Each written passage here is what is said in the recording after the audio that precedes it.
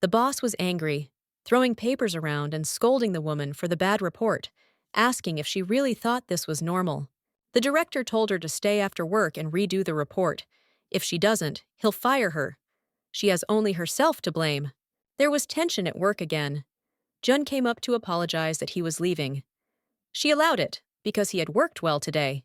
June noted that she would have to sit until nightfall. She said that this was a common occurrence, and everything would be fine. Kang Hyun-ah overworked again. In the office, she suddenly died without feeling her body. She thought it might have been an explosion. Alone, as always. Death at work is sad, but now there will be no pain. This even consoled her a little. The man shouted that she was ignoring him and again not respecting Margaret. He said that he had told her this more than once. The heroine did not believe that this was possible. After her death, she was reborn in the body of a villain from a female strategy game. Garden of Guardians is a game where you need to build relationships with one of 4 heroes. It is both a strategy and an RPG, top in Korea. That life was hateful, so it's not a pity to die. But why she became a villain is unclear. Velita Alden is the daughter of a marquis, beautiful and noble. But she has a terrible character and a nasty temper. The Alden family is almost equal to the imperial family. Margaret considers Velita a friend, but she constantly humiliates her. In the good ending, Margaret is saved by one of the gentlemen who kills Velita. In one of them, it is her brother Luther who does this. The heroine realized that she had been refusing Margaret for a long time, and the man in front of her was her brother, one of Margaret's suitors. Luther screamed, asking if she was crazy to laugh at him. He raised his hand, but she was not going to suffer. The girl fell to her knees. Luther was shocked. Usually she was like a madwoman, and here she was suddenly so submissive.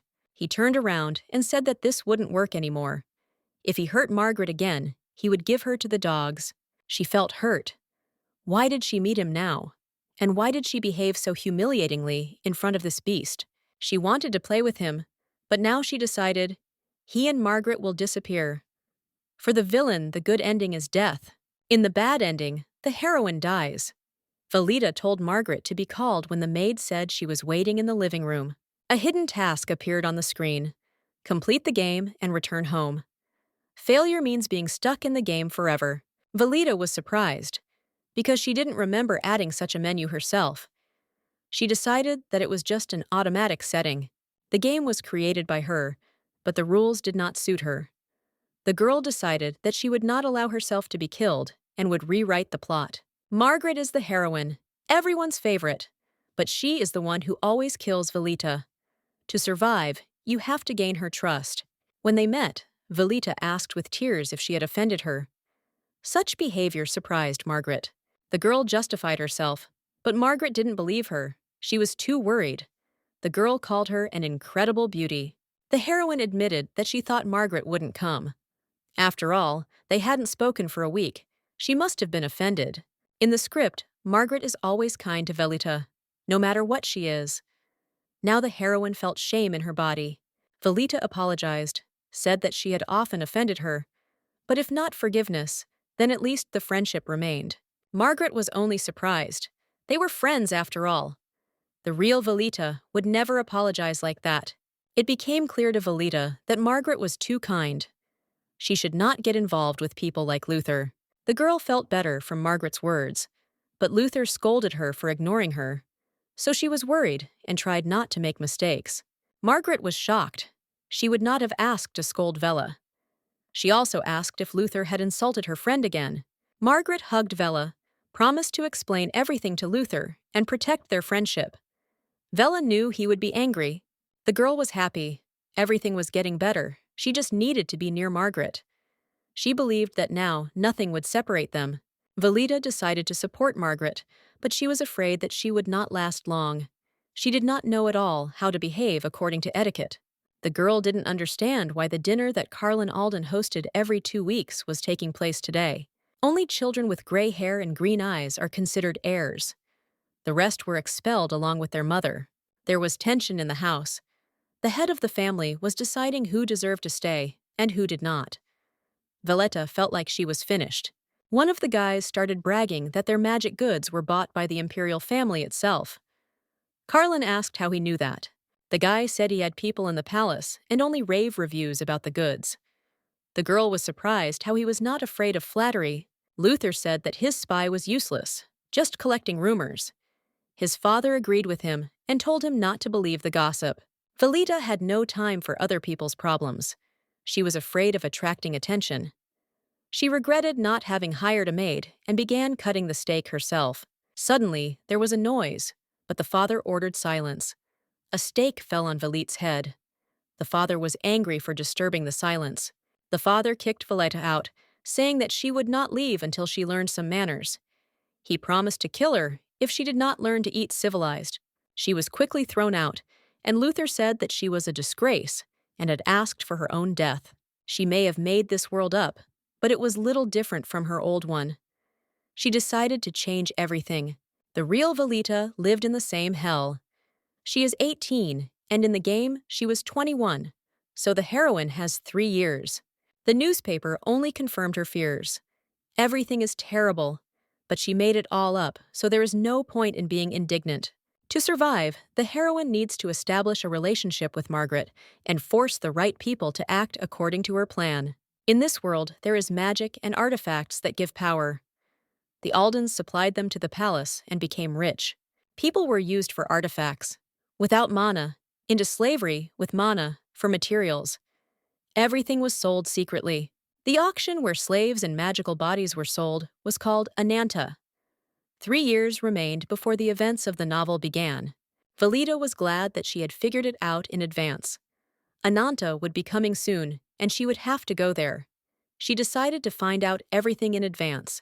She was angry at those who fried a steak on her head and decided to go on reconnaissance, and at the same time teach them a lesson. The first of the month arrived. Velita had a hard time finding regular clothes. Margaret helped her, teaching her table etiquette. The girl was in a hurry. Luckily, the map showed a secret passage that wasn't even in the book's plot. She was delighted. Secret passages are a convenient thing. Perhaps the imperial castle has the same. Velita arrived safely through the secret passage. She hid under a veil. Her goal was not participation, but penetration. She had neither an invitation nor money. She hoped that she would not meet anyone she knew there. Luther, in her opinion, is most likely being rejected by Margaret again, and there is no need to worry about him. With the rest, it was unclear. But Velita decided that she would have noticed them immediately. The auction began. The host explained that if you like the lot, you just need to raise the number you received at the entrance. The first lot is a strong male gladiator, a little over 20. He can be used in various ways. Slaves were considered objects here. They were given magical bracelets that exploded when they escaped. Escape was impossible. The price was 500,000 illins. It was disgusting for Velite to hear this. After all, he was a man. The worst thing is that she arranged all this. Not only Ananta, but all this horror, and the feelings of the slaves too. The auction continued, and she felt helpless. The host announced the last 8th lot. Velita had no right to turn away. The host said that this product was especially rare. They were caught with the help of a respected person. The last lot was 2 people at once. Velita did not understand why they were sold together. The curtain was raised. They were twins from the Tang clan, caught in the savannah. Their yellow-blue eyes confirmed their clan membership. Buyers wondered if magic had changed the twins' eyes, but some insisted they were real. Velita was shocked to hear about the Tang clan and knew that the big day had arrived.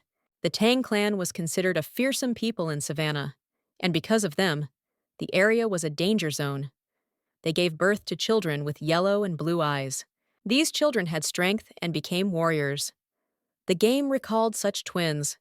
Velita decided to forget about revenge on Carlon. Now it was more important to save the twins, because according to the plot, they were connected with her death. In the game, the Tan twins were dead, and were turned into a magical item that was given to the villain and became a weapon. This artifact destroyed the world, and Velita died. To prevent this, she must save them. Lot number 31 was valued at 500,000 illins, or about 500 million won. Velita thought the twins weren't cheap. She didn't know what to do, because she came secretly and had no money or number. The screen reported about kidnapped people. If you free them, you can get assistance and open new plot lines. Velita didn't understand how this was possible, since the plot hadn't even started yet, and she wasn't even the main character.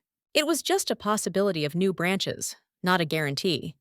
Velita decided not to dwell on it. She had no choice. The stakes grew.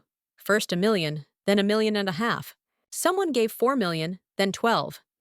Everyone turned around. It was Velita. She had a number and 70 million illion. Velita was shocked by the amount. 70 billion won. She suspected that the money was given for the completion of the task. This amount matched the sales volume of the Guardian's Garden. She understood why it was exactly that much. Now she has to spend them. She remembered how she was scolded for selling and grinned. The host repeated the bet of 12 million. Velita knew that even if they bought the twins, they would want to use them. This had to be stopped immediately. She thought of Carlin and spared no expense. Lot sold number 44. Velita became anxious. She did not understand why this particular number. In Vintage Alley, she asked the twins if there were any people nearby, but they just stared silently. Velita decided to gain trust. She cut her hand. Blood dripped onto the shackles, and they began to disappear. The shackles dissolved. Velita was glad that the Alden blood had been useful. She explained that she could remove the shackles, but before she could finish speaking, the twins grabbed her, smelling her scent. She smelled like a snake, like the one who caught them. One of them wanted to eat her. Velita realized that she had made a mistake. She had freed them, but now they were hostile. She didn't know how to prove that she wasn't guilty.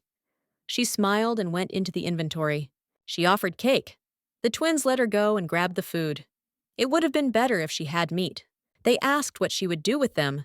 They found it hard to believe, and Velita needed meat. Velita explained that since she had freed them, she would not capture them. Even as slaves, they could kill her. Velita asks the twins to help save other people because they have abilities, but they refuse, considering her a stranger. Velita reminds them that she saved them and offers them a way to get rid of the shackles. She warns them to be careful so they don't get caught. Velita decides that all has been said, and the twins will not meet her again. But the connections to the new storylines remain unclear. A message appears. The kidnapped people have been released. Velita receives a reward, new assistance, and a chance to open a new plot. The former owner demands money for the escaped goods. The guy, arguing with the auctioneer, tells the owner that they have lost people. The owner asks who said that Vintage Street is blocked, and scolds the guy for being useless.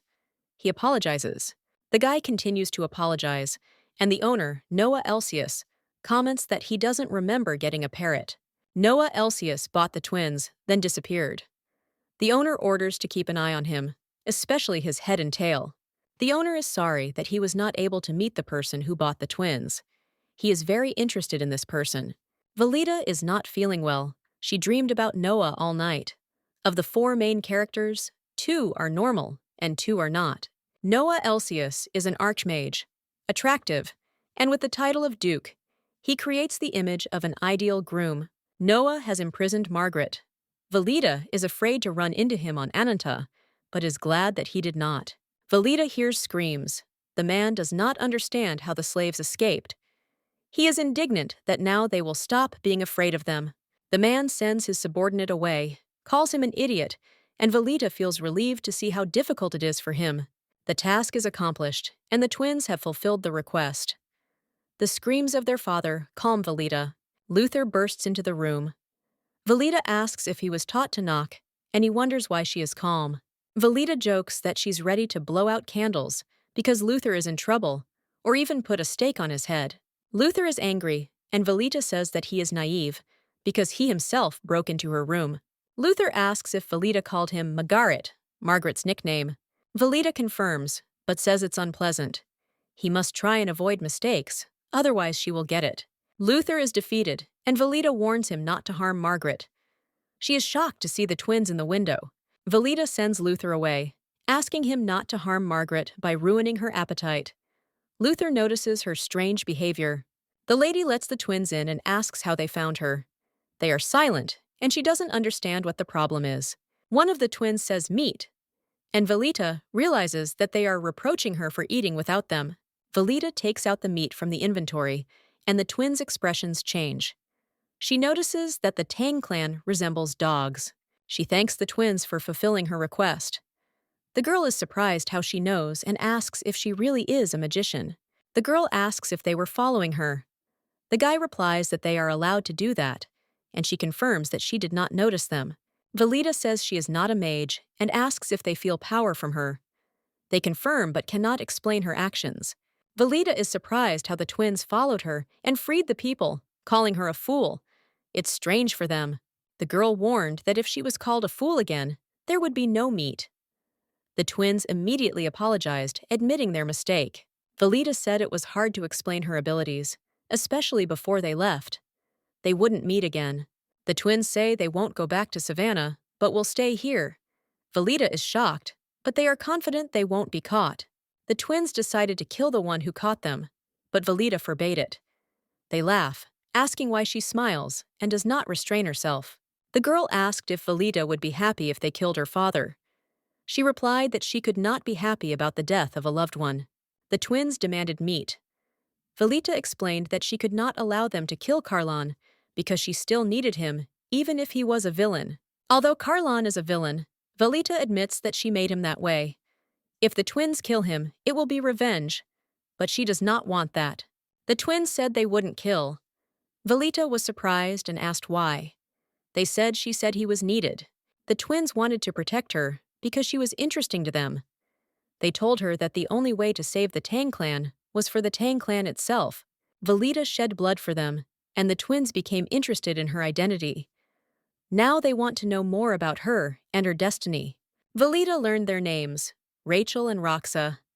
She introduced herself and hoped that they would get along. Roxa said she should hope so, and Rachel added that they would bend over backwards to protect such a fragile girl. Velita knew she had to endure it, because she was wrong. She decided to ask the twins for help. Rachel asked if she would die if they did not fulfill her request. Velita replied that nothing good would happen. Velita has tasked them with finding a man named Austin Hill. He can save her life. 4 days later, a bag containing a chart appeared in Velita's room. It stated that she would meet Austin Hill. Austin Hill became the commander-in-chief of an aristocratic house, which increased his status.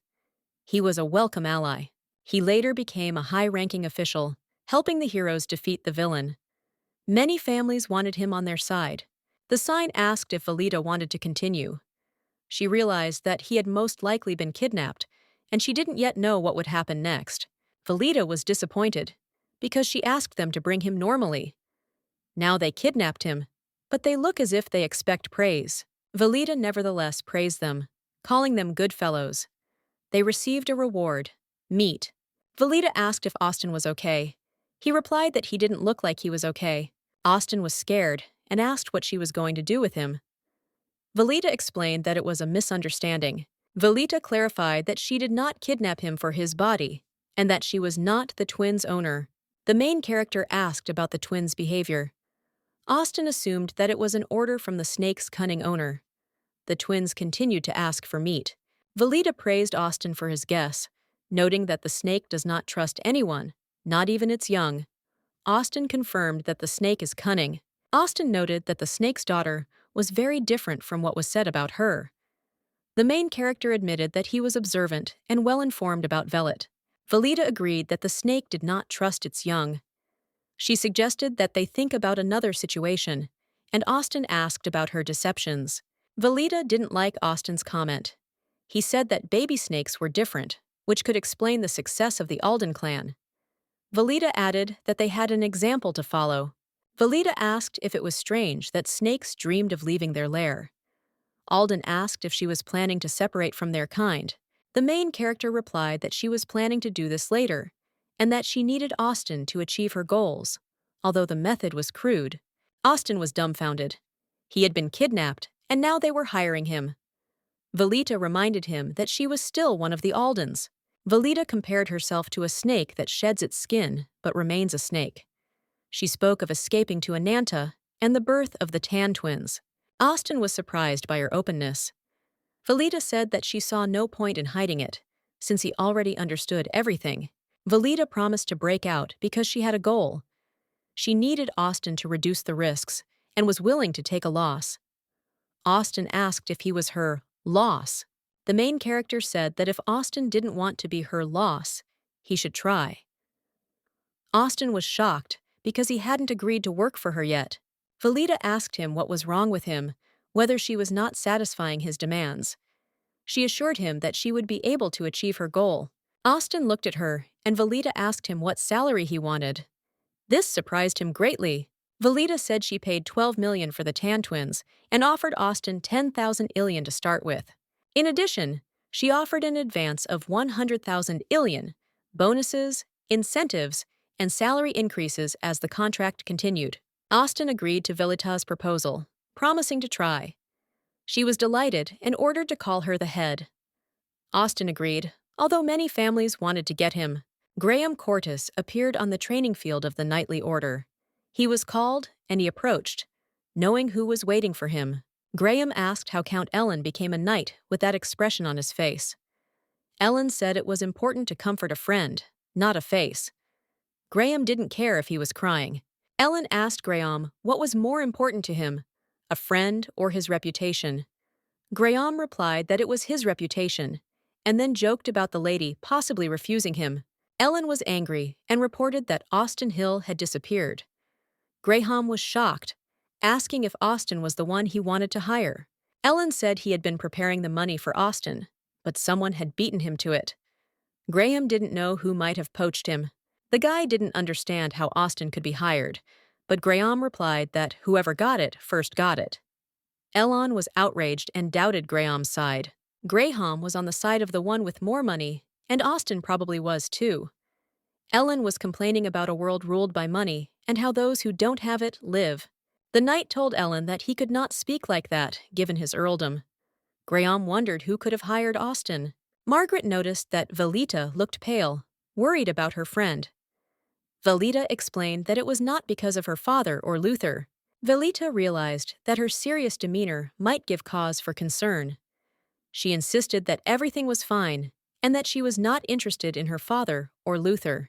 She asked Margaret not to worry, as she was doing well and had no interest in them. Margaret said that she would like to be Velita's sister. Velita replied that she was already like a sister and suggested calling her that. Margaret was surprised, and Velita wondered if she wanted to be her sister. Margaret realized it was a joke and asked him to stop. Velita asked why she was the elder sister if they were the same age. She agreed to be the elder sister if Velita wanted. Velita found it funny how Margaret wanted to be the older sister. Margaret decided to be the younger one, agreeing with this. Velita asked if Luther had been pestering Margaret. She replied that he had become less insistent and suggested that he was busy. Velita believed that Luther was courting Margaret, but the Carlons would not accept her because of her poverty. She had to act quickly. Velita said she would solve the problem. Margaret tried to dissuade her, but Velita assured her that everything would be fine. Margaret hugged Velita, wanting her to be happy. Velita would do anything to save her friend from her bad fate. Margaret promised to return.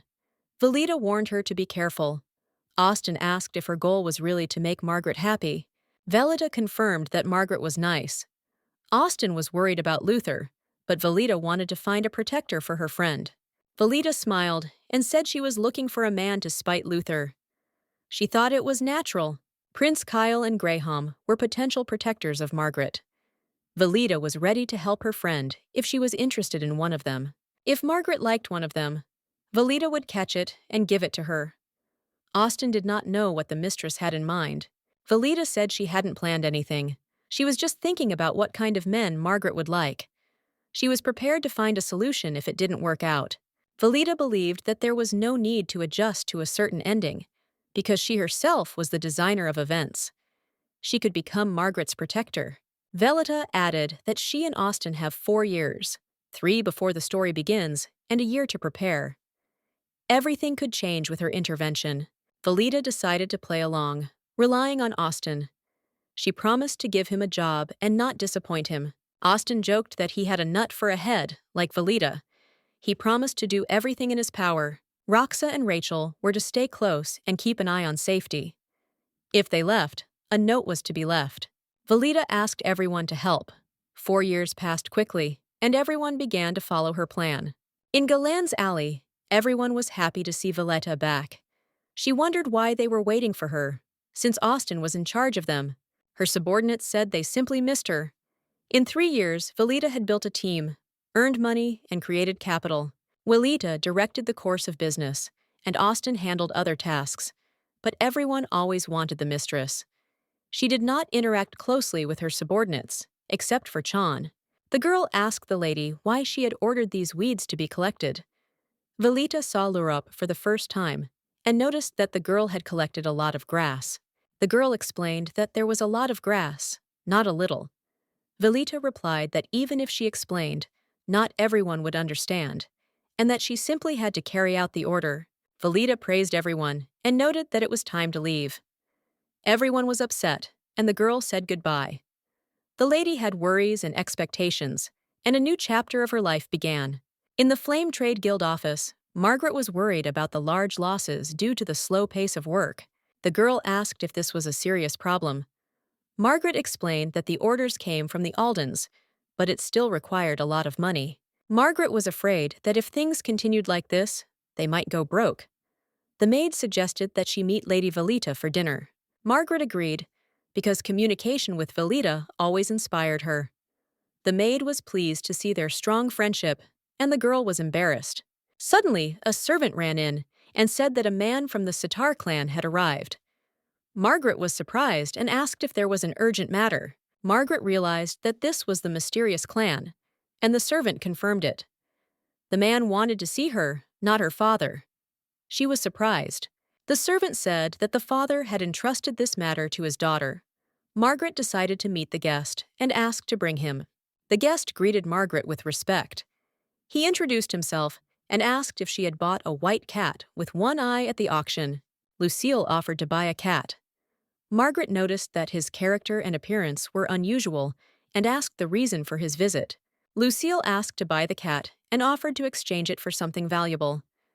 Margaret confirmed the purchase, and he placed a mysterious box on the table. When Margaret opened the box, she saw the Cedar Clan amulet. This stone was considered mysterious and valuable. The amulet was a treasure revered by the Cedar Clan. Rumors said that its owner would always be rich and respected. 100 years ago, Emperor Astatia ruled successfully after receiving this amulet from the Cedar Clan. Lucille offered it for a cat, which seemed strange. Margaret bought the cat cheaply. She noticed that the figurine was really beautiful and probably very important to Lucille. Lucille did not understand her words, thinking that she was trying to increase the price. But Margaret said that she did not need a talisman. Margaret offered to simply give the cat away if it was so important to Lucille. He was surprised, and she was happy to meet a representative of the clan. Margaret smiled and said that her decision was to give the cat away. She asked to keep an eye on her and not lose her. Lucille said that Margaret was an amazing person and gave her a talisman that he was going to give to her regardless of her reaction. Lucille asked her not to refuse the gift, believing that she deserved it.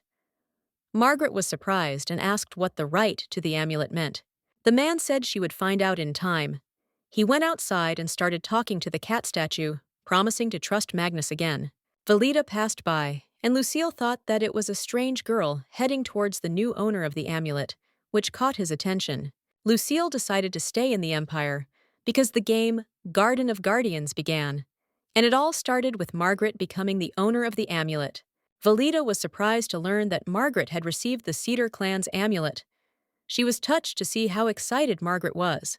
Margaret invited Velita to examine the amulet, surprising her with the fact that she was wearing the treasure of the continent as if it were just a small change. Margaret wanted to return the amulet, but the owner refused, and she decided to keep it, considering it her destiny, since it is beautiful. The amulet glows in the hands of a just man, and only Margaret could possess it. She felt her heart overflowing with something. The girl smiled, admiring the beauty of the amulet. Margaret decided to give it to Velita, not understanding how it happened. Margaret tried to explain that this was too much for a gift, but she didn't want to listen, claiming that the girl deserved such a gift. Velita was reluctant, but agreed, warning that it was a gift from a distant friend, and that the amulet was called the Eye of the Typhoon. Velita loved such gifts, and Margaret agreed, deciding not to be upset. Velita congratulated her on her new amulet. The girl hoped that with the amulet, Margaret's life would become calmer, and she would always help, because for this, she had been preparing her for 3 years. The maid admired Velita's performance and felt offended, not understanding why it offended her, because she should be proud of her mistress. The assistant agreed to this, since the lady had chosen her, a former mercenary. She asked when Velita would go to the branch as requested by the deputy. Velita was surprised and replied that she had already been there. The maid assumed that the deputy wanted to deliver something personally. The maid advised them to go as soon as possible because there was a lot of work and everyone was exhausted. Velita did not understand the problem. The girl asked the maid to stay with Margaret until she returned. But after dinner, Austen was surprised at how much weight the master had lost. Austen didn't like her appearance and offered to take on some of the work if she liked her thinness. Margaret refused. Margaret suggested that Austen move to the Alden estate if he was having trouble working. He promised to fulfill his duties. Velita asked the reason for the call. Austen said there were questions that needed the head's signature. Austen said that Lurp had prepared a warehouse for the herbs, but if there was more, the herbs might rot. He suggested starting to grow them. Velita was surprised, because she didn't think that a weed could be grown. Austen said, "Girl, it grows quickly and that's its advantage." Austen suggested buying the land and testing it out. Welita was interested in the idea because it would not affect the finances. Welita has instructed Austen to buy land in the outback and to entrust the work only to reliable people. He also needs to keep an eye out for suspicious activity in the Andra Guild. Andra Guild is a large criminal organization that makes money from illegal activities. Crimes are more common than before. The girl noticed in the documents that the Andra Guild was engaged in the trade of prohibited goods and gave a bribe to the head of the border guard. Austen reported that they had bribed the border guard more than the Andra Guild and retrieved the report. Velita praised him for his success in the investigation. Austen joked that he would become the worst scum. He believed that their actions were legal and that bribes helped solve crimes and improve the future. The girl decided that it was time to stop the investigation because they had already collected all the necessary information. They had to break ties with Andra before it was too late. The deputy admitted that his mistress was being cruel, but Velita replied that it was necessary. She asked for the information to be completed and left. As they parted, the deputy warned Velita to be careful. The team was upset that she was leaving, and the deputy was the only one who spoke to her alone. Austen noted that anyone who wanted to speak to the lady had to take their place. Velita could not get used to this order. Welita felt she was late, and Luther was keeping a close eye on her. She left Jill with Margaret to avoid Luther's pestering. The girl was angry with herself for creating Luther. But her family also threatened her. Her father threatened to throw her out, and her mother screamed at her to stay out of sight. Luther scolded Velita for her stupidity, and the family continued to threaten her. She believed that the threats were unrealistic, since her life was safe. Velita thought they were still angry that she had interfered with their business in Ananta. That was 3 years ago when she had saved the twins. The Ananta auction closed, and the Aldens lost their source of income. Their family situation worsened. Now it was time to act on Antana. Welite felt the alley was safer than the Alden family, although it was far less significant. Suddenly she saw a man. She assumed he was dead because the alley was dark and dangerous, with robberies and murders common there, and it shocked her.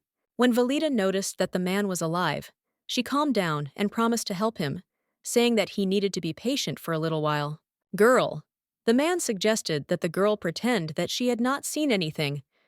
Velita realized that Noah Elsius was in front of her, but she was too shocked to speak. Velita asked why Noah was there, but he only laughed, realizing that she knew him. He wondered what to do next in this situation. Noah was the greatest magician, but what happened to him surprised Velita. He was poisoned, and the color of his blood confirmed it, but the novel did not explain why.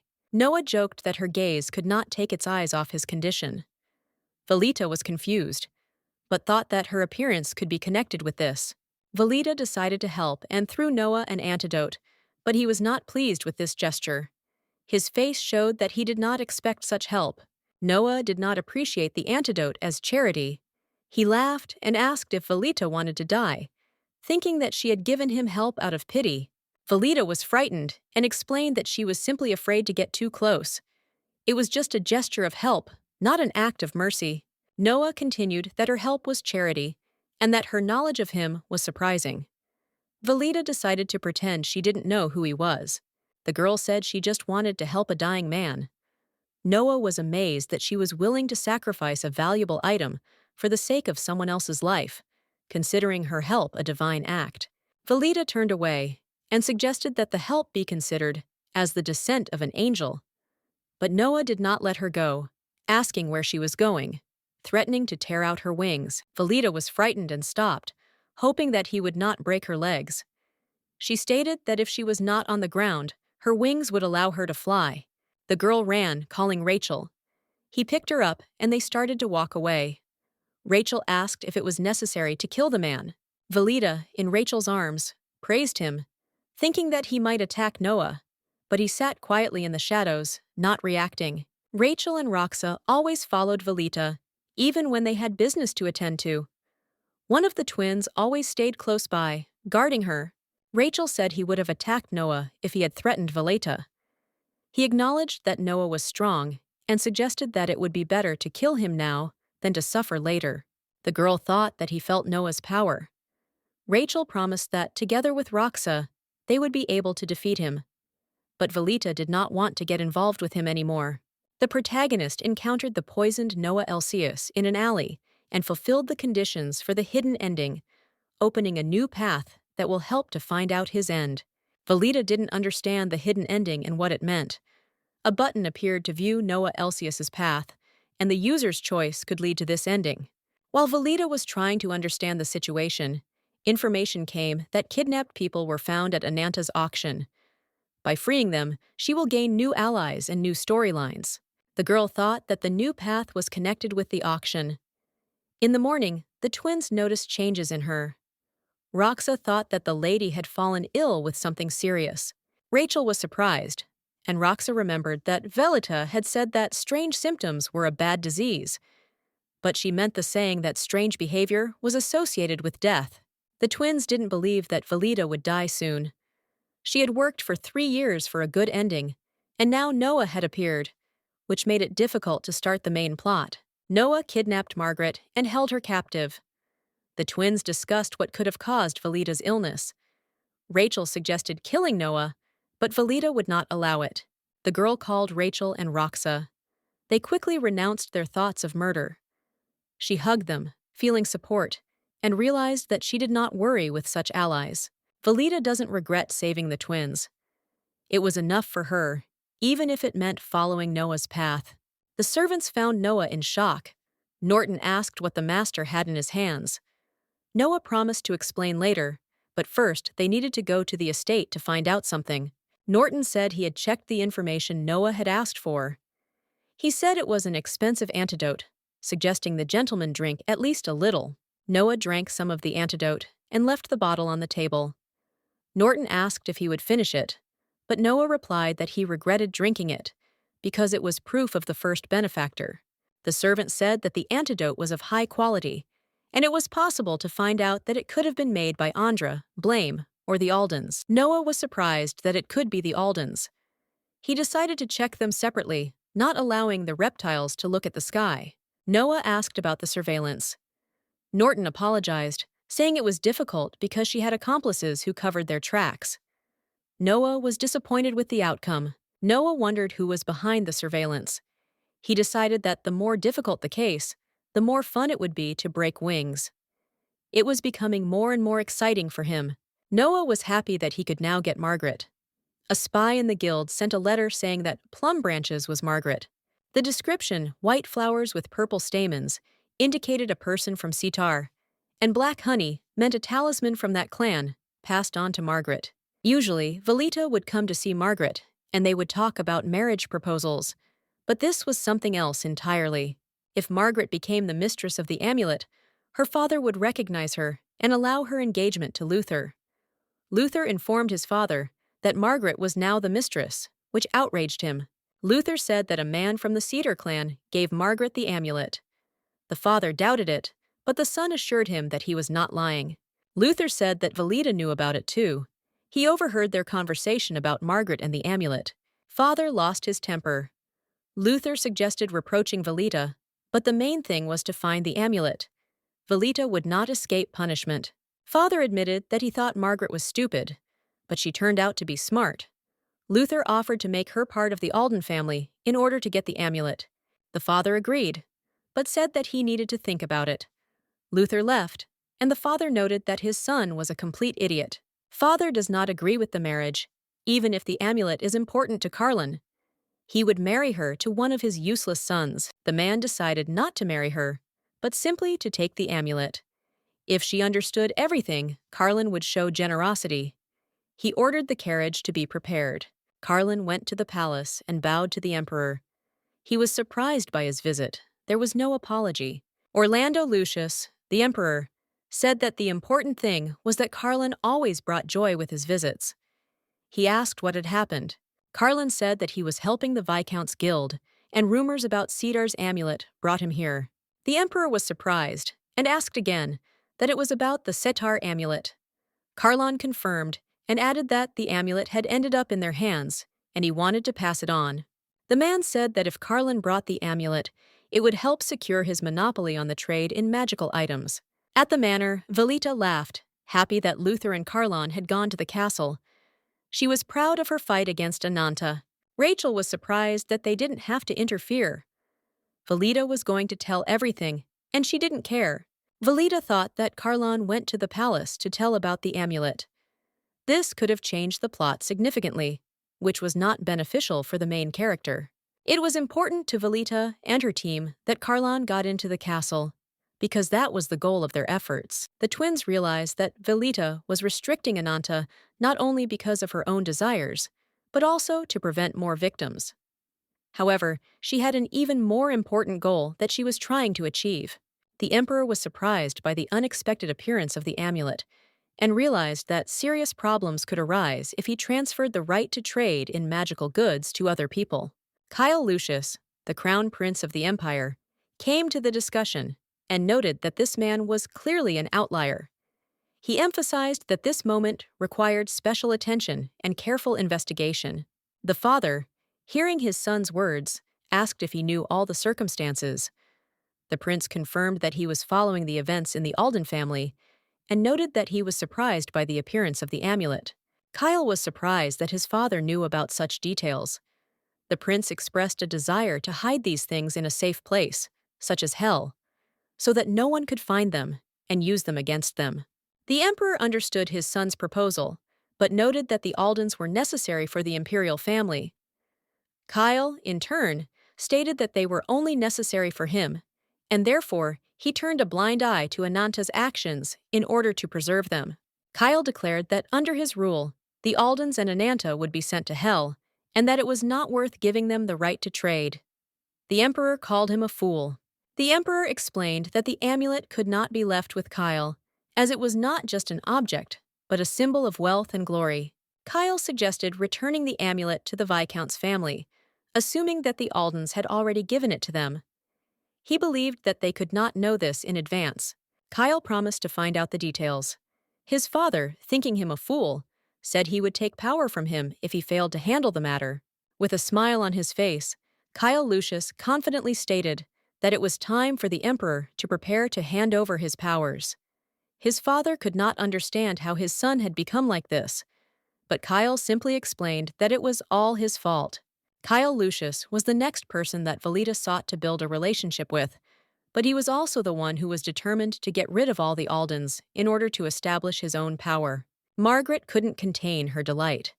She was happy, but at the same time, at some point, she remained in silence, unable to find words to express her feelings. Velita noticed this place, but she had never heard of it. Margaret didn't immediately understand why they were there. Velita, without wasting time, replied that they had come to buy new clothes, but Margaret, still perplexed, reminded them of the dresses she already had. Velita smiled and suggested that Margaret choose a dress for herself and called the saleswomen. They, having learned what the ladies were looking for, began to show several models. However, Velita was not satisfied with the options presented, deciding to order something custom.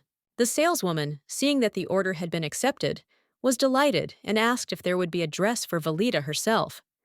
She received the answer that Velita would choose a ready-made product, but for Margaret, a new one would need to be made to order. Margaret was so surprised that she could not contain her delight and cried out in surprise. The saleswoman ran to get the material, but Velita stopped her, saying that she preferred to choose the fabric for the dress herself. Margaret was surprised and asked why her friend needed a new dress. Velita replied that she just wanted to give her a present. Margaret agreed, but a custom dress seemed too much. Velita took her friend's hands and explained how important it was to please loved ones with gifts. She asked if Margaret really didn't want to let her do that. Margaret threw herself into his arms, saying that she didn't know. Velita asked to see the material and lace. She wanted to choose everything herself. As Margaret said goodbye, she was worried that Velita had spent too much. Velita asked if her friend didn't like her choice. Margaret replied that she liked everything, but that Velita had chosen a bright dress for her, but not for herself. She offered to pay, but Velita refused. Velita noticed that Margaret was becoming nicer and nicer, but this time she couldn't accept her offer. Velita said it too loudly, and Margaret surprised her with her answer. Ronald Ebeden, Viscount, was at the Flame Trade Guild. Margaret approached him and asked why he was walking around in front of the building. Ronald was surprised by her appearance. Ronald suggested that they talk to their daughter in his office. He wanted to discuss something urgent, and, if Velita didn't mind, he wanted to invite her too. Ronald led them all into a spacious office where there was a round table covered with green cloth. They sat around it as if it were a business meeting. Margaret, trying to hide her growing excitement, cautiously turned to her father, asking whether there really was a letter on the table in front of them that had been sent from the imperial palace itself. The father nodded calmly, confirming that the envelope was addressed specifically to him. He had the right to open it and examine the contents. The letter clearly stated that the amulet was already in Margaret's hands.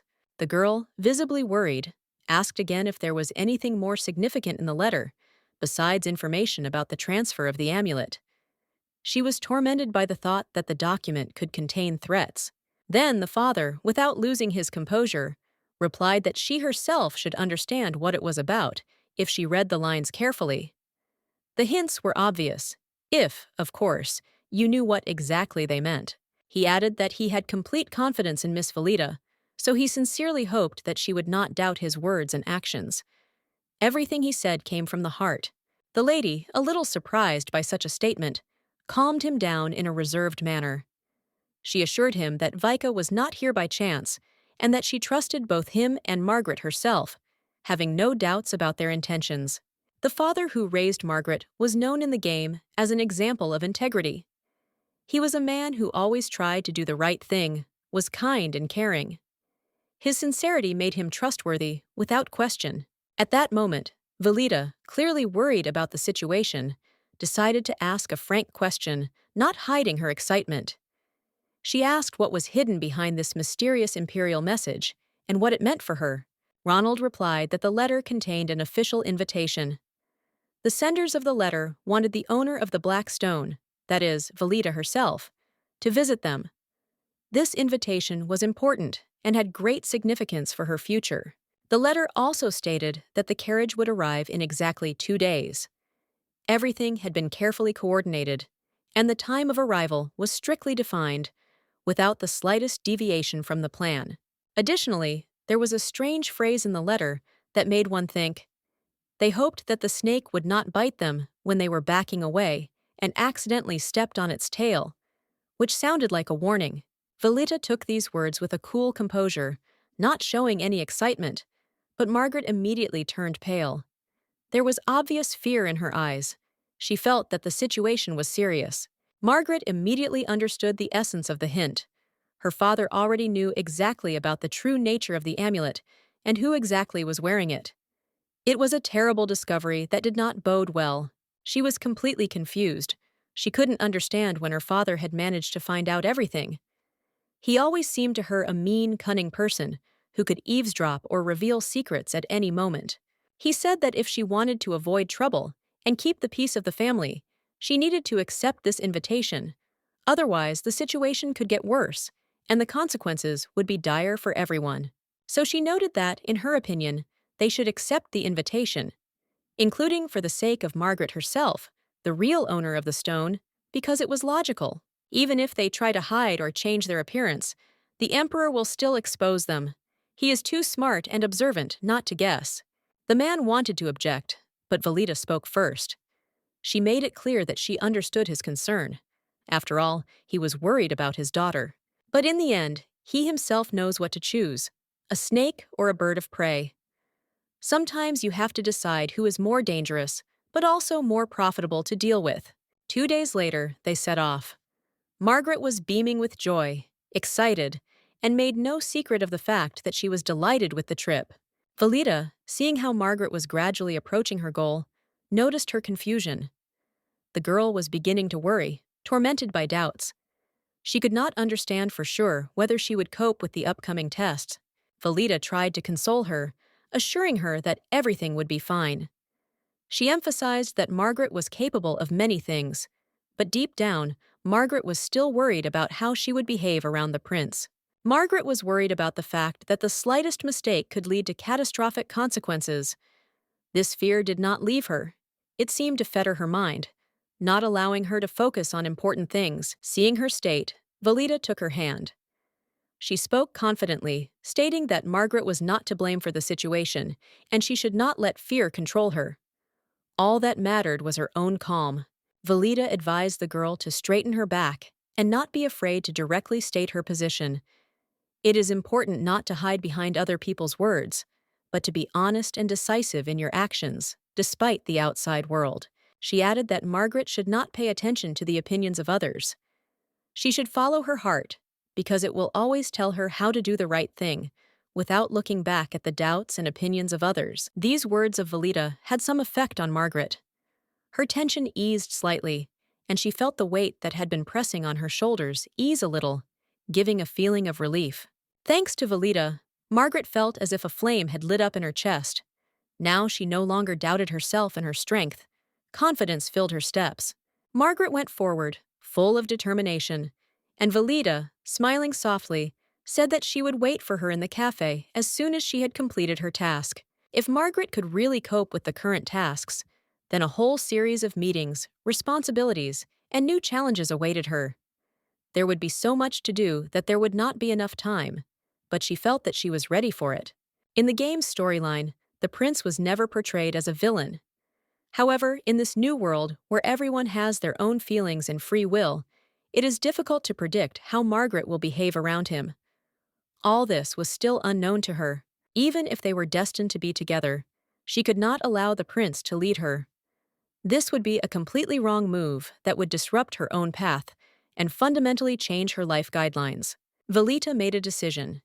If the prince began to put even the slightest pressure on Margaret, she would not hesitate to break off this relationship. In this way, she could maintain her independence and leadership in their relationship without losing control. Velita considered for a few minutes whether she should try to find other suitors for Margaret's heart. Perhaps that would give her the opportunity to choose and feel real freedom in her choice. She was ready to do anything for Margaret. She became very important to her, and Velita believed that her ward deserved only the best conditions and people around her. Margaret felt something dangerous approaching, as if she were walking towards a snake that was about to strike. This feeling grew stronger, and it seemed to her that this was no accident. At such a moment, if one showed weakness, all might be lost. So Margaret tried to remain cool and attentive, so as not to fall into the trap of her emotions. The butler had already managed to warn the prince about the arrival of the lady. He was ready to meet her and was waiting for her arrival, having prepared everything for this important meeting in his private chambers. The prince greeted Margaret with a joyful expression on his face. His voice was warm, and his gaze was full of interest and attentiveness, which immediately created a feeling of goodwill. Prince Kyle Lucius introduced himself and politely gestured to the chair opposite, inviting Margaret to sit and not feel constrained. His manner was polite and calm, making it clear that she was a welcome guest. The prince admitted that he expected to see the Viscount. After all, according to rumors, the amulet belonged to a man, and therefore he was surprised by what was happening. But it turned out that the owner of the artifact was the heiress, and this was an unexpected, but clearly pleasant discovery for the prince. The lady noted with a slight smile that his assumption was quite logical, since the head of their clan was her father, and all actions, including those related to protection, went through him. The prince noted with restraint that the girl was very modest, and that was captivating. She lowered her gaze slightly, mentally thanking him for his kind words, trying to hide her awkwardness. The Eboden clan had long been under the protection of the Aldens, and he had heard that Eboden's own daughter got along well with Karlan's daughter, which brought their clans closer together and made the alliance stronger. She was rumored to be a kind, reserved, and well-mannered girl. Perhaps it was his own prejudices that prevented him from looking at her without prejudice. Suddenly, he asked how he could be sure of her words, because theoretically she could be lying, and he had no way to verify the truth regarding the amulet. The girl regretfully apologized to him, explaining that she also had no way to prove her involvement, and this made the situation difficult. The amulet did not have her name engraved on it, nor any other marks that could confirm that it belonged to her. The prince was surprised by this fact, because he expected some proof. But the girl explained that she was not the only one who could touch this artifact. Then Margaret herself began to think about how to prove she was right, if everything was so vague, and no one could give a precise answer or explanation. Kyle was completely confused, not understanding why she was even asking him questions like that, as if she was seeking his permission to tell her own truth. But really, there was no reliable way to prove it. No spells, no seals, no ancient words that could confirm her belonging to the amulet. Kyle was amazed that she hadn't even thought about it beforehand. As they walked there, he became increasingly irritated by her carelessness and nonchalance in such matters. Then the girl, a little embarrassed, apologized. She said that he himself simply mentioned that he wanted to see the owner of the amulet, and she decided that this would be quite enough. The man was even slightly taken aback by how seriously she took the situation. He felt uncomfortable. He himself had long forgotten about his own desire. Then, he simply asked her to explain how exactly she had gotten the amulet. The girl immediately realized that she should not talk about that strange cat statue under any circumstances, so she calmly lied that one day a man from the Cedar Clan came to see her, and it was he who gave her the amulet. The prince was surprised. Is that really all? In addition, he admitted that he wanted to give her this item from the very beginning. According to him, she really deserved it, and he did not regret his decision for a moment. The man thought about it. After all, the amulet was a family heirloom, passed down only within the imperial family. But now, for the first time in 100 years, it had found a new owner. The prince asked if she had taken it with her. When she confirmed, he asked to show it. The girl carefully took the amulet out of the basket, feeling a slight tension. He looked down and saw that she had simply slipped the amulet into her pocket. He froze in amazement. Was that all she had done? This behavior seemed almost shocking to him. The girl calmly explained that pockets were actually needed for that very purpose, to put things in them. The prince's surprise only increased. He could not believe her simplicity. He noted to himself that perhaps only such straightforward and slightly strange people could really possess such powerful amulets. After a short pause, he said that he wanted to ask her one important question, and his gaze became more serious, as if the decision had already been made. The prince asked her if she had even the slightest desire to pass this amulet on to someone else, perhaps as a gift. For example, he suggested that she think about it. What if she presented this valuable amulet to the imperial family, and not to the Marquis of Alden, as was perhaps planned? The girl was confused and seemed genuinely shocked. Then the prince realized that she apparently had no idea that Marquis Alden was going to give the amulet to the emperor. It was supposed to be an exchange, a gift of a powerful magical item, and in return, full rights to trade magical goods throughout the empire. After this, the prince asked her what she thought about this, whether she was ready to take part in such a proposal. He asked if she would like to give the amulet to the imperial family, and thereby receive support from Marquis Alden to raise her position. The girl was at a loss for words. It was as if she had lost the confidence she had been full of before, not knowing what to say now or how to act correctly. The prince thought that her confidence seemed to have evaporated. This meant that it would be easier to persuade her than he expected. But perhaps it would be worth approaching from another direction. Through her friend. He remembered that the girl had a friend from the Alden family. Then he asked if she was ready to sacrifice the amulet for the sake of this friend. And then Valida came to Margaret's mind. She had done nothing bad to her. And Margaret understood. You shouldn't make decisions based on others. You should follow your heart. Her friend had said these words to her before, calling Margaret not just her favorite heroine, but her true value, like someone she was afraid of losing. Then, Margaret confidently stated that she did not agree. After all, she herself was the owner of the amulet, which meant that only she could decide what to do with it and who had access to it. She also emphasized that Marquis Alden has no right to dispose of the amulet without her consent, since he has neither a moral nor a formal right to do so. But with this approach, her friend, who also belongs to the Alden house, may have difficulties and unnecessary suspicions from their circle. Despite this, Margaret assured that the girl would support her. Whatever she decided, her friend would stay on her side and would not betray her. After all, she always supports Valita in return, regardless of the circumstances, thereby demonstrating their deep connection and loyalty. The prince finally understood. His friend was not a pretext for handing over the amulet to the Aldens. On the contrary, she became the support that allowed Margaret not to give in. It was the support that allowed her to go against expectations. He was surprised that such a kind girl could become friends with Alden's daughter. He thought it was all funny, and he really liked the choice Margaret made, because it turned out to be much braver than it seemed. He also came to the conclusion that perhaps the lady was not going to do what was expected of her at all, but wanted to do things her own way. He wondered if she was planning to set a trap for that impudent and unpleasant Marquis of Alden to put him in his place. At this time, Valida was sitting in the cafe garden. She was patiently waiting for her friend, with whom she had agreed to meet here in this cozy place. She thought that Margaret should have returned by now, and she was slightly worried that something might have happened on the way or in the conversation with those who could interfere. Valida suddenly looked away from her book and noticed a carriage stop outside the mansion. When the door opened, Margaret stepped out gracefully, confidently and gracefully. A minute later, she heard a surprised hum. Servants and passers-by began to whisper. The imperial carriage had arrived in the city, but no one recognized the girl in it. Everyone looked at her with admiration. So refined and elegant, clearly of noble origin. And all this increased the mystery of her appearance in such a magnificent carriage. Margaret, beaming with joy, came forward, waved her hand lightly, and called out to Valita, as if there was no rank or ceremony between them, only friendship. Valita couldn't help but smile and asked curiously how her trip had gone, while jokingly calling her Mrs. Rabbit, teasing her old friend.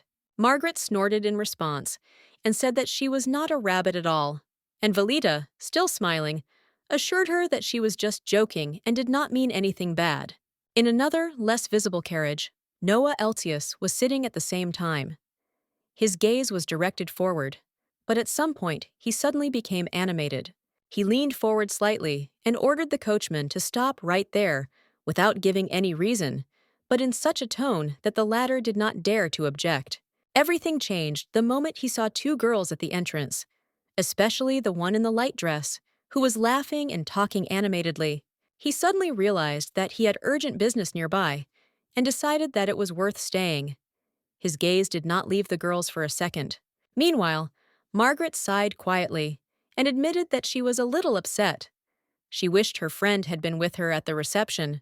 She still remembered the aromatic tea and soft cookies that were served to her. It would be so nice if her friend could try it too. Valida was surprised that her friend had already thought everything through in advance. She even noted to herself that next time they could go somewhere together, it would be more fun and easier. Margaret smiled, and her face showed that she was not worried. Valida felt relieved. The tension disappeared, because she was afraid of the reaction, but in vain. Valida turned to Margaret, gathering herself mentally. Before she could start the conversation she had been putting off since the morning, she wanted to do one important thing first. She reached for the small bag, carefully unfolded it, and took out a strange object that seemed to pulsate when touched on its surface. The object turned out to be magical. Velita concentrated and activated it. The space around them changed slightly. The air seemed to freeze, became denser. Margaret didn't expect this. She even froze, not immediately understanding what was happening. After all, she had never seen Velita use magical artifacts before. Velita explained that this object blocked out all sounds from outside and inside. Their conversation was now protected, and even the most sensitive ears would not be able to catch anything. Margaret admitted that it was the first time she had seen something like this. Velita calmly replied that the thing had come in handy, and although it was not quite right, she had taken it from home. The conversation they were about to have was too important.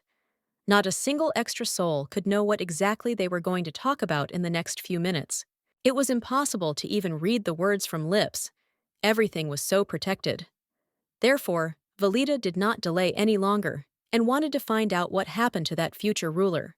Margaret admitted that she felt a little uneasy at first, a slight fear creeping up on her when he first appeared. The atmosphere was tense and alarming. At first, he seemed like a real predator to her. He gave off a sense of danger, but the longer the conversation went on, the more he reminded her of a lazy cat rather than a wild animal. She imagined him as a cat playing with a caught mouse, leisurely, with lazy pleasure, swatting it with his paw, as if delaying the moment when he would finish it off. This gave Margaret the feeling that he was enjoying the game itself. This had been his image since the beginning of Guardian's Garden's development, and Margaret captured it perfectly. Velita decided to ask her friend if he had made any impression on her, if she had been even a little charmed by his manner of behavior. The friend noted with a smile that if the mouse the cat was playing with had been cute and good, she would have felt sorry for it. But since the mouse was infected, the hunt seemed appropriate to her. Of course, her friend didn't mean herself. Velita, with a slight grin, made it clear that she understood the hint and perfectly grasped the essence of what was happening. From what was said, it became clear that he was trying to take control of the Aldens and not just have fun. He had a specific plan and goal, which he was gradually realizing. Margaret confirmed this, which was why he asked her directly if she would like to help set a trap for Marquis Alden. It all looked like a carefully planned move. She had already set a trap for him with the Entente, and if she added anything else, he would definitely not be pleased. This forced her to be careful and consider all possible consequences. Therefore, the girl admitted that she is actually worried and therefore has many different thoughts in her head that she cannot immediately put in their place. Margaret smiled and remembered her friend's words before the palace. Then she decided that she would follow her heart and do everything her way. She added that, despite everything, she will definitely protect her friend Velita, and nothing will make her back down from this decision. Suddenly, they both turned sharply and noticed that there was a small commotion around them. People began to whisper and pay attention to what was happening around them. They saw a man protesting, saying that it was not right to treat him in this way, but that it was better to leave him alone and not disturb him. He stated that he simply wanted to sit quietly and did not intend to interfere in the affairs of others, hoping that he would be left alone to enjoy his time. Velita, noticing what was happening, instantly changed her expression as soon as she realized who exactly was at the center of all this commotion. It turned out to be Noah Elsius, the archmage, who was immediately greeted by the waiter, who approached him and started a conversation. Velita did not understand what exactly this man was doing here. The waiter, smiling, explained that it was a great honor for him to serve the gentleman and led him to the chosen table. The man, noticing how the waiter treated him with respect, smiled back and remarked that it was indeed worth trying to do so in order to enjoy the moment. He also added that he found a place that he really liked and decided that it was quite suitable for spending time in such a cozy place. When the man noticed Noah looking at him, he immediately knew it was time to finish his meal. With a smile, he announced that he was done and was about to leave the restaurant. Noah, in response to this, smiled and said that, in principle, he expected this. Everything went according to plan, as it should have been. Noah, meanwhile, had settled himself at the next table, right next to a group of girls, and felt a little strange, although it was hardly an unexpected turn of events. What were the odds that the man they both knew would be here, and that his presence would allow Noah to sit at this table next to them? Valita couldn't believe that all this was happening right now, and wondered if it was connected to the events that had happened earlier, when she didn't yet know how the situation would develop. Turning to the girls, he politely apologized for any inconvenience and explained that he did not want to disturb them, but considered it necessary to apologize for interfering in their calm conversation. The man also added that for several years, they somehow did not pay attention to him, but despite this, they were able to continue to communicate and enjoy time in their circle. Even though they used magical devices, such conversations in the presence of the Archmage became dangerous. In any case, it was not as safe as one would like to continue the conversation here. He also changed his tone a little and said that this magical device he brought had a unique shape. He had never seen anything like it before, and it caught his attention. He noted that he had never even heard of such magical objects before, and wondered if he could be heard well at the moment, trying to understand how clear everything was. He noted that these were probably protective domes that blocked out external sounds, and he could now confidently say that he knew how they worked and why they were needed. The main character immediately understood that he understood everything. There was no need to explain. It was just his look at the subject that made it clear that he was not a simple person. She decided not to use the item anymore, realizing that he immediately understood its purpose. Most likely, he guessed everything as soon as he saw it. The gentleman noticed that it resembled rare magical items that are rarely found and can be very valuable, which immediately caught his attention. He added that he had never seen anything like it either, and therefore wanted to take a closer look at it to understand what kind of magical device it was. The girl was extremely surprised. She realized that this could become a serious problem for her if he began to delve deeper into the study of this subject. She confessed to Margaret that she had actually stolen the object, although the truth was that she had invented it with Oscar. But if he found out, she would be in trouble. Suddenly, Margaret started saying that this was indeed a new product that her family had developed. She emphasized that it was their own invention and was still being developed. Margaret explained that her friend had been involved in the creation of this item, but at the moment, there are still many shortcomings that need to be taken into account for improvement. He realized their words and, smiling, said that this was precisely why he had not noticed this obvious detail before. Everything became clear only now, when he finally understood their meaning. He added that he was looking forward to the day when the device would go on sale. There was a certainty in his voice, as if he had already seen that moment in the future. He muttered something unintelligible, as if he had decided that he would no longer disturb them. Now they could continue to communicate without his interference, since his role here was complete. He glanced at Valita, as if trying to discern something important in her face, but her expression clearly showed that she did not feel comfortable with this intense gaze. He began to suspect that the girl in the alley might have been her. It all came together in his head as he tried to solve the mystery of what had happened back then. How he managed to find out this remained a mystery to him. He could not understand how he managed to notice such a detail that was hidden from most. He was so badly poisoned that even the most experienced healers could not help him.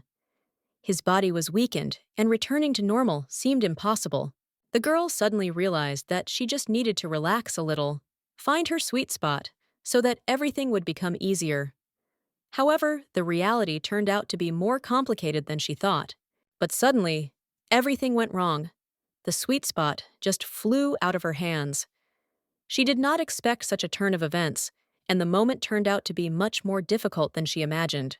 The man, remembering the moment he was poisoned, felt a chill down his spine. He could not forget how his body resisted treatment, and how every step towards healing was a struggle.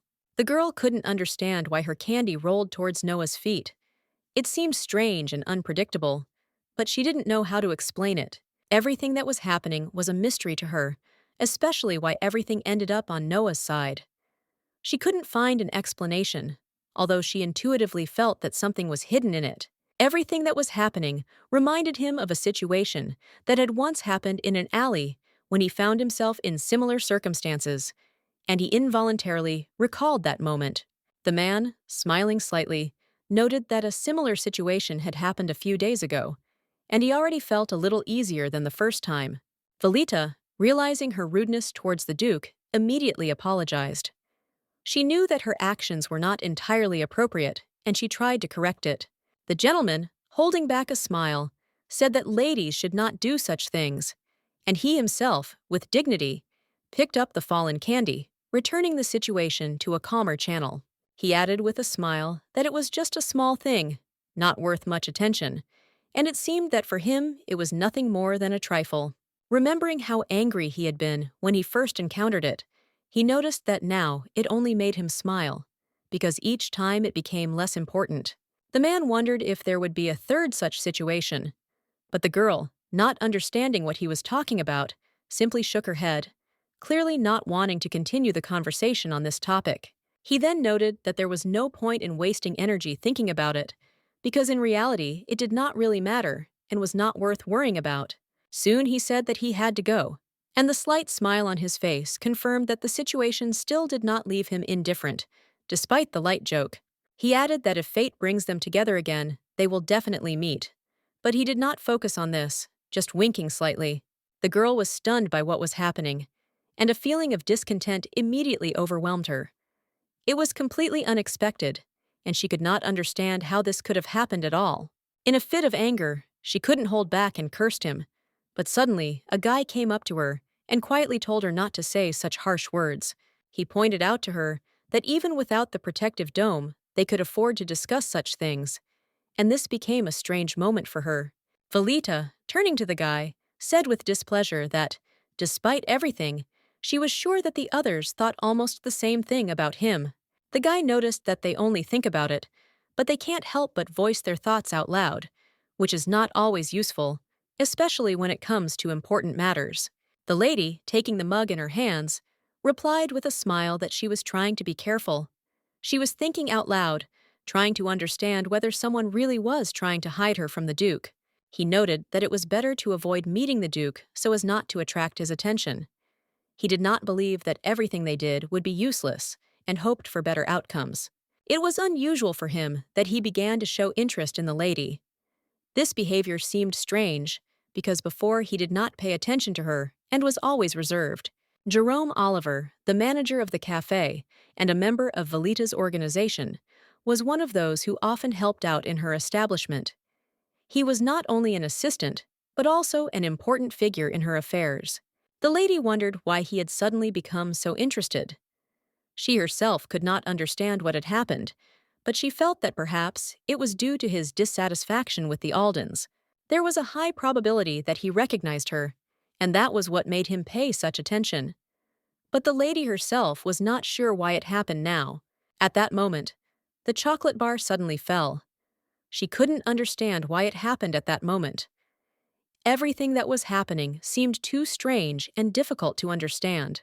The lady approached Jerome, telling him to sell the chocolate in a rectangular shape next time, instead of the usual one. Her request was simple, but she felt the need for a change. Perhaps Noah's new path would lead to bad consequences, but it would be better if he showed interest in her rather than Margaret. It would be more beneficial to her plans. She approached Jerome with an important task. Soon there will be a ball in the imperial palace, where there will be much talk. Jerome should listen carefully to what the guests say. When Noah left, they continued their conversation. Margaret said that the prince was organizing a ball to officially announce that she was the owner of the amulet. This ball was important to keep Carlon in check. Her cafe would, as always, be the perfect place to eavesdrop on all the gossip and rumors surrounding the upcoming event. The lady said she had to go. She was ready to leave the cafe and continue her business, leaving everything in its place. She left the payment for the tea right on the table. Quickly and without unnecessary words, as often happens in her life, she always does everything automatically. The waiter couldn't help but be surprised every time. They worked for her, and she paid for tea like any other customer. It was hard for him to understand this strange situation. The girl explained that it was called a Mobius strip.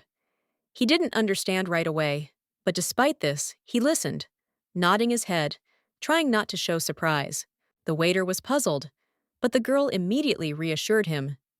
It was not important, and he did not need to go into the details of what she meant. She couldn't help but smile too.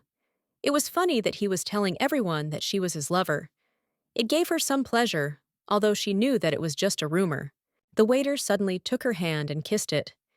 He did it so unexpectedly that even she did not immediately realize what had happened, but he was sincere in his gesture. He noticed that she had actually been striving for this result herself. It was her desire to get into a situation where he would become her lover. Thanks to the rumors that had spread, she could now talk to him for long periods of time. And there was nothing unusual about it. Everything seemed like a normal development of events. Therefore, he had to remain in this role of lover until the very end. He understood that he could not change the course of events and had to act according to the situation. As he walked her to the carriage, the girl said that he had really played the role well today. She appreciated his actions as if it were part of some plan. She added that if Noah showed up at that location, the waiter should let her know immediately. This information was important, and she knew she had to be prepared for any eventuality. Jerome paused, feeling that something was wrong. He felt a strange tension in the air that told him that there was more going on here than just the usual events. She was so different from the Violeta Alden he knew. The change that had come over her was a real shock to him, and he couldn't figure out what had caused it. When she returned home, her father started yelling at her. He asked her if she realized who she was and why she was acting as if she didn't understand anything. He accused her of knowing perfectly well where the amulet that Margaret had was and not telling him anything. This upset him greatly. He felt betrayed. Her brother was furious and told her not to try to lie to him. His words were so furious that Violeta felt her insides tighten with fear. They asked her urgently why Margaret had met the prince a few days ago. It was an important event, and they could not simply ignore it. Violeta was stunned. She had just returned home and was already being interrogated. It seemed that the news of the upcoming imperial ball had greatly excited everyone around her. If they manage to find out the true purpose of the amulet, they will lose interest in capturing it. However, if it remains a secret, their desire will not weaken. They do not understand the whole situation. They irresponsibly and naively strive for the goal, without even understanding what is happening. It is like a dull desire without reason. The girl confidently stated that she saw no reason to talk about this amulet. They already had enough wealth without it to not worry about such trifles. The father could not stand it any longer and shouted loudly that she was absolutely unreasonable and should shut up immediately. His patience was at its limit, and he could not hold back any longer. Violeta, without looking at her father, calmly turned away and said that she did not understand why this particular amulet had become so important now. She was sure that everything had happened by Margaret's will. The father was furious. He could not understand why the princess knew about this if it was supposed to remain a secret. But he was still sure that the emperor had entrusted the prince with this task. The father, realizing that the situation was getting out of control, decided to arrange a reception in honor of Margaret to congratulate her on this significant event and show his attention. The father was horrified, and the Violeta's brother was incredibly angry. His feelings were as stormy as his father's, which only worsened the atmosphere of tension in the house. Their anger was probably great, since this meant breaking the contract that regulated the transfer of the right to trade in magical items. Such an event could not remain without consequences. If Margaret shows up at a reception, all eyes will be on her. She is interested in how society will react to her presence. She is eager to see their surprise and admiration. The girl, bowing politely, said that she thought she had said all she wanted to. Now it seemed that the moment had come when she must go, and she was going to end this conversation. There were only 10 days left until the important reception, and the time was approaching inexorably. Everything had to be prepared in a short time, and every moment counted for success. The main focus was on preparing a dress that would highlight her elegance, as well as gathering information in the cafe, which allowed her to stay up to date with all the events. The main character's appearance had to be simply stunning, and the preparations went exactly according to plan. Everything went as it should, so that she looked her best on the day of the reception. 10 days passed, and the long-awaited moment arrived. The day of receptions at the imperial palace. It was an event that determined the future, and all the preparations were important. Margaret entered the room and immediately called her friend. They had not seen each other for a long time, and the moment of meeting promised to be full of emotions, expectations, and exciting experiences.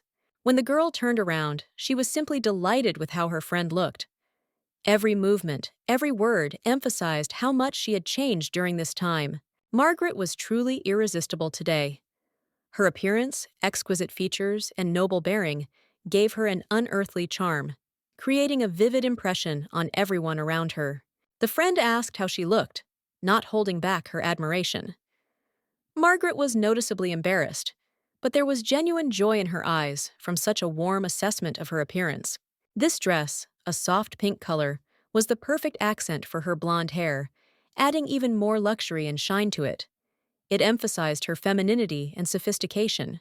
The outfit was completed with stunning lace, and the bright red shoes became the main detail, emphasizing Margaret's exquisite style and impeccable taste, giving her entire image a complete look.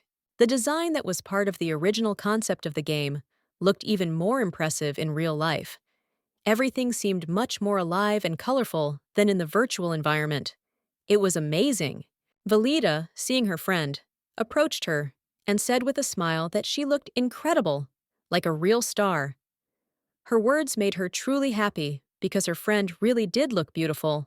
At this point, the Marchioness Olvia Iboden stood up and expressed her gratitude to the Velita. She admitted that thanks to her, she was able to see her daughter Margaret in such a gorgeous dress. It was a miracle. Suddenly, her father's voice was heard, declaring that all this was the result of his ambition and efforts. He spoke with such confidence, as if this was his contribution to what was happening. Everyone listened attentively. Everyone present was a little taken aback, because no one expected to hear such words from him. It sounded unexpected, and everyone immediately began to think about the meaning of his words. The father continued, saying that he was very worried because Margaret did not have a decent dress for such an important event. Valita gave her this dress, and he did not know how to thank her. Valita reminded them that they were friends after all, and if it really bothered them, she would ask them to make such a gift for her as soon as the right moment came. Valita suggested that it would be better for them to leave early so as not to be late, since it was time to take care of time and not waste precious minutes. Margaret happily climbed into the carriage, anticipating that this evening would be the most memorable in her life. She could not wait for what awaited her ahead. Naturally, the path to the palace would not be easy. The road was long and tiring, but they were ready to overcome all difficulties, because the goal was worth it. Suddenly, the carriage stopped abruptly, and Valita looked at her friend with alarm, realizing that something unexpected had happened that required immediate attention. She reassured her friend, assuring her that there was no need to worry, and that she should only think about the good, because everything would be fine, and they would cope with any difficulties along the way.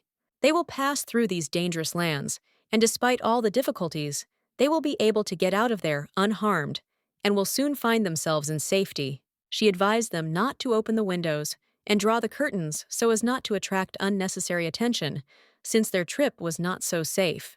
It would all be over soon. The road was really dangerous, but they believed that they would be able to go through all the trials and finish this journey without any serious problems. According to the plot, there was an attack on the way to the palace, which created considerable difficulties and put everyone in danger, but they continued to move forward. Most likely, this was all planned by Carlin. He tried to steal the amulet, which was quite his style, but she had already foreseen this development in advance. Anticipating possible dangers, she asked the twins to help in advance. She also warned Cooker about the possible threat, hoping that preparation would play a role. Although she tried to remain calm, it was not as if her anxiety had gone away. It was a good thing she had been prepared for this turn of events. In the end, she decided that there was no point in panicking and everything would be fine. Everything would be resolved, no matter what. She felt that she had control. The knight warned her that he would try to make his way through the dangers, but the shaking of the carriage could be strong. He advised her to be careful not to hurt herself. Valida suspected that it might have been Rachel and Roxa, the twins from the Tang clan. They might have arrived in time to help, but she still couldn't be sure. The arrival of the twins was timely, but she couldn't relax completely. She had to hope that everything would work out, although she still felt anxious. Suddenly, a new task appeared before her eyes. The table appeared suddenly, reminding her that she couldn't relax when the game moved to a new stage. The task on the screen was to repel the attack, destroy the bandits with the help of allies, and get a badge. The task looked serious and important. When she saw the task, she was shocked. There was something similar in the game, but now it was happening in reality. Many questions arose in her head. However, she still could not understand why, in case of failure or punishment, the consequences could be so terrible. Death. It was difficult to accept. She wasn't the main character, so she couldn't understand why death was so close. Everything that was happening seemed alien to her, as if it didn't concern her. Although, of course, she didn't want Margaret to die instead of her. Still, if she was going to die, it would be better if it wasn't her. A sad thought, but alas, a reality. It was necessary to calm down. If the attack was successful, they would kill all the witnesses. It was unlikely that anyone would remain alive, and this was probably their main goal. Rachel and Roxa are protecting them, and this gives them a chance to survive. But there is no need to worry about this now, because first of all, we need to focus on something else. Unlike the game, where items are given automatically after fighting bandits, the situation here is completely different. It is unclear whether the twins will be able to find the desired icon and whether they know about its importance. Of course, they probably don't know that. Her job is to warn them so they can find the sign when they get there. It's important that they don't miss it. Finally, they arrived and were able to get out of the transport. Everyone exhaled, calmed down a little, although the nervousness had not yet passed. It was only a moment of relief, but not a victory. They were completely exhausted, barely able to stand on their feet. Everyone was at the limit of their strength, and this was understandable, given the severity of what had happened. The knight behind pointed, explaining that there had been 2 attacks. The first had been fought off by the prince's men, and the second by the twins. The information was important and required attention. One attack was repelled by the prince's men, and the other by the twins. The knight emphasized this, explaining that the situation was much more complicated than one might think. She was completely shocked to hear that there were 2 of them. Showing concern, she asked him to tell the twins to immediately start searching for clues that would help identify the attackers. She hoped that at least some traces could lead to a solution, since this was the only way to learn more about the attackers and their motives, as well as possible connections with other participants.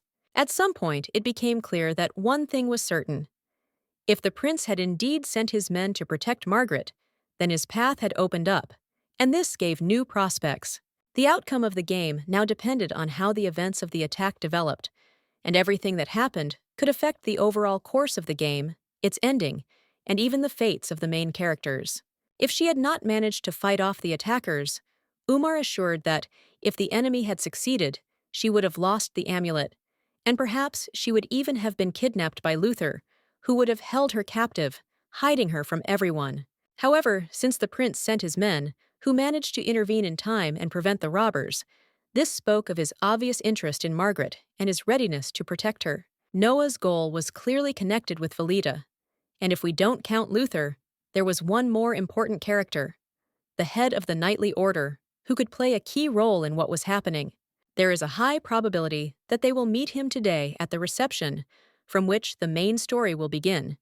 And now, every wrong step can seriously affect the entire, carefully thought-out plan. In such a situation, she understood that she needed to act quickly and gather her strength, because delay could jeopardize not only her plans, but also the lives of everyone involved in this story. Valida turned to her friend and with a slight smile said that it was time to smile and get ready, because they had no time left. They had to go so as not to miss the important moment of the meeting. This evening promised to be the best day of Margaret's life, and Valida would do everything to ensure that nothing would interfere with this happy moment. She was ready to guarantee that everything would go perfectly. When they entered the hall, Margaret was clearly agitated. Her face betrayed her worries, although outwardly she tried to remain calm. Every movement betrayed her tension. Margaret's friend, noticing her anxiety, spoke to her gently.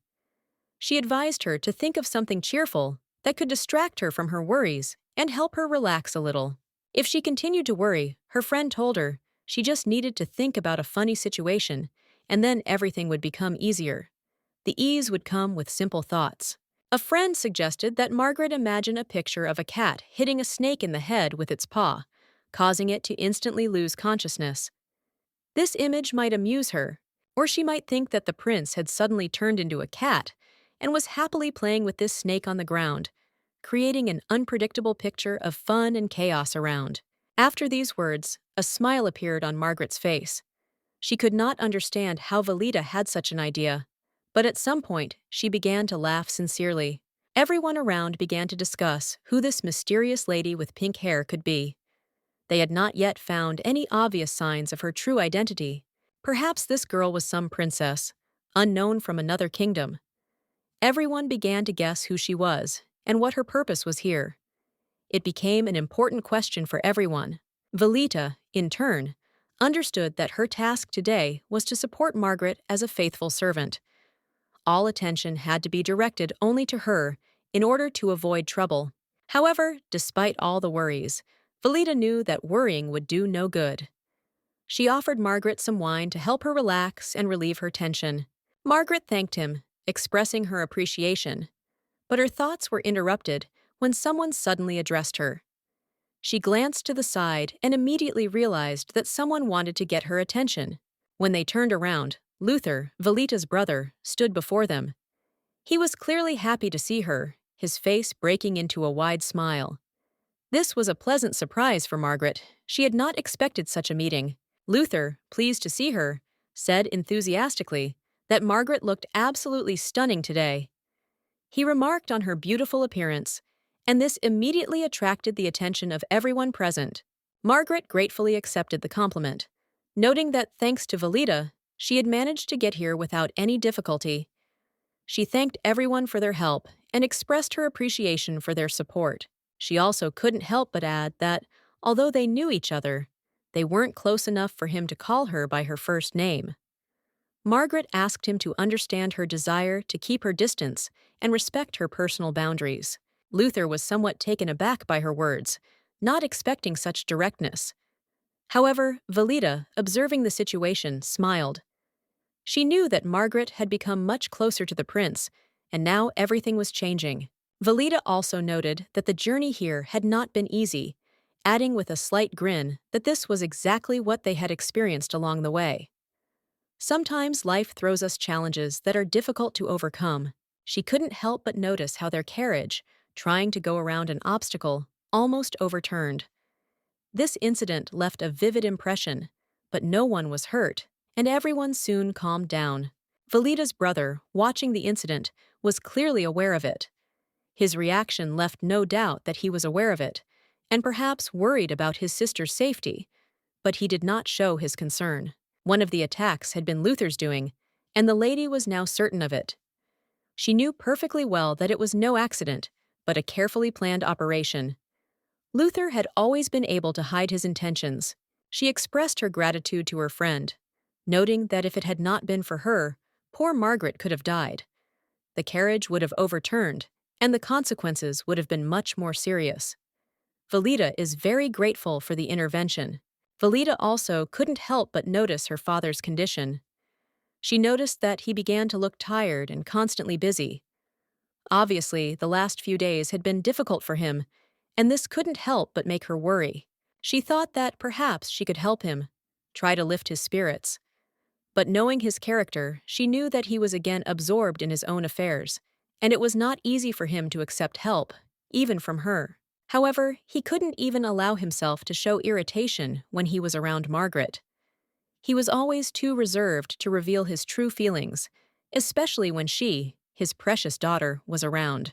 Velita was sure that they shouldn't have started this whole complicated process with the imperial and empress's visit.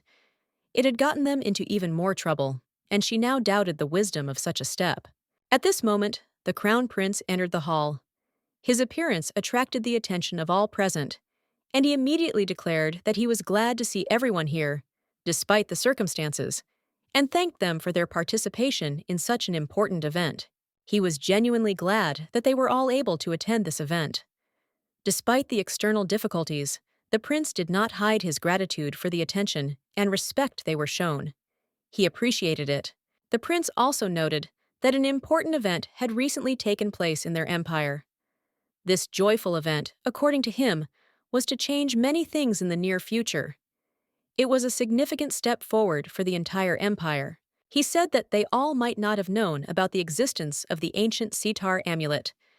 This artifact was an important element for the empire, and now the prince wanted to share new details that he had learned.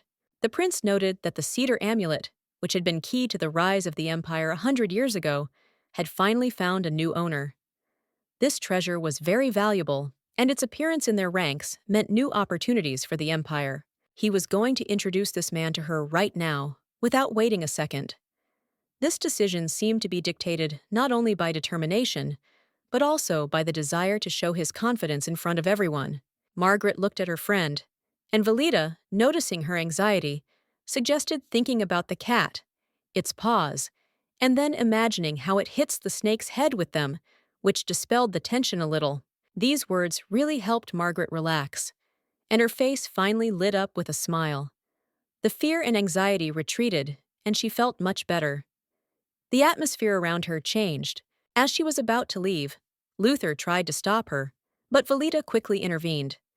She calmly told him that he should control himself and not interfere with her decision. His actions were unnecessary. Velita warned Luther that he had better remain calm, as his attempts to interfere would only make the situation worse. Her tone was stern, and he knew he had to stop what he was doing. Luther, in addition to telling his father that Margaret had become the new owner of the amulet, also attacked her. He thought that Velita would not figure out his actions, but he was wrong. She noted that Margaret didn't know anything yet, and that if Luther wanted his sister to keep quiet, he should hold off on further steps. After all, Velita saw perfectly well what was really happening. Velita added that Margaret believes every word she says, and that's how she gains trust. Without proof, just by being confident. That's basically her power and her way of manipulating the situation. Velita advised him to keep quiet and not cause more trouble, because if he continued, she would immediately tell Margaret about the spy he kissed in the merchant guild. The consequences would be severe. Luther continued to hope that he would win Margaret's heart without any effort, relying only on his luck. But such thoughts only put him at a disadvantage, showing his weakness and underestimation. That is why, despite his efforts, he did not achieve what he wanted for 3 years. His approach was too naive, and even Velita could not hold back her mockery, seeing his failures. At that moment, Margaret Aberdeen's name was called. It was important, and everyone around her immediately fell silent, waiting for her reaction. This could be a turning point, and everyone was waiting for her decision. The crown prince approached her and announced that she was the new owner of the amulet. This step was important, and everyone had to know that now her role in these events was changing. "May the words of the treasure always be with her," he said, emphasizing the importance of this moment. It was not just an act of recognition, but a whole ritual symbolizing her new status. The girl smiled quietly, noticing that the light prince was also grinning back. His gaze was full of some warmth, and there was something very attractive and mysterious about it. Margaret thanked the Velita for helping her release the tension. Without her, she might have remained anxious, unsure of what to do in this situation. Velita, in turn, gave her a beautiful dress and calmed her down. If it weren't for her support, Margaret would have found herself in a very awkward situation, because she would have felt uncomfortable at that moment. However, Velita did not agree with this view. She believed that her friend could have performed well without her help, because everything was decided by her own strength and determination, and she only contributed a little. Soon, Margaret will be bombarded with marriage proposals, and all eyes will be on her. She will be forced to make a choice that will be an important step in her life. Velita warned her not to look at anyone around her. Margaret should choose the one she really likes, not the one who is the best fit in the eyes of society. Soon Luther, Velita's brother, approached them again. He looked closely at Margaret and, as if looking for the right moment, asked her a question that immediately attracted her attention. Luther asked how much longer Margaret planned to spend her time communicating exclusively with Velita. His question was not without a little irony, but there was also concern in his voice about her future actions. After all, Margaret, as the main character of the evening, had to demonstrate her best qualities to everyone, including on the dance floor. She was obliged to show her skill and confidence. He noticed that she did not have a partner, and, taking this into account, offered to be one for her first dance, readily supporting her at that moment. The girls couldn't hide their surprise. They were simply dumbfounded to hear such a ridiculous phrase from him, and all this happened right in front of everyone. He also did not forget to watch his sister's reaction, carefully observing how she would perceive what was happening, since her opinion was important to him. It was perhaps the worst dance invitation that could have ever happened, and the moment itself felt completely awkward and strange for everyone present.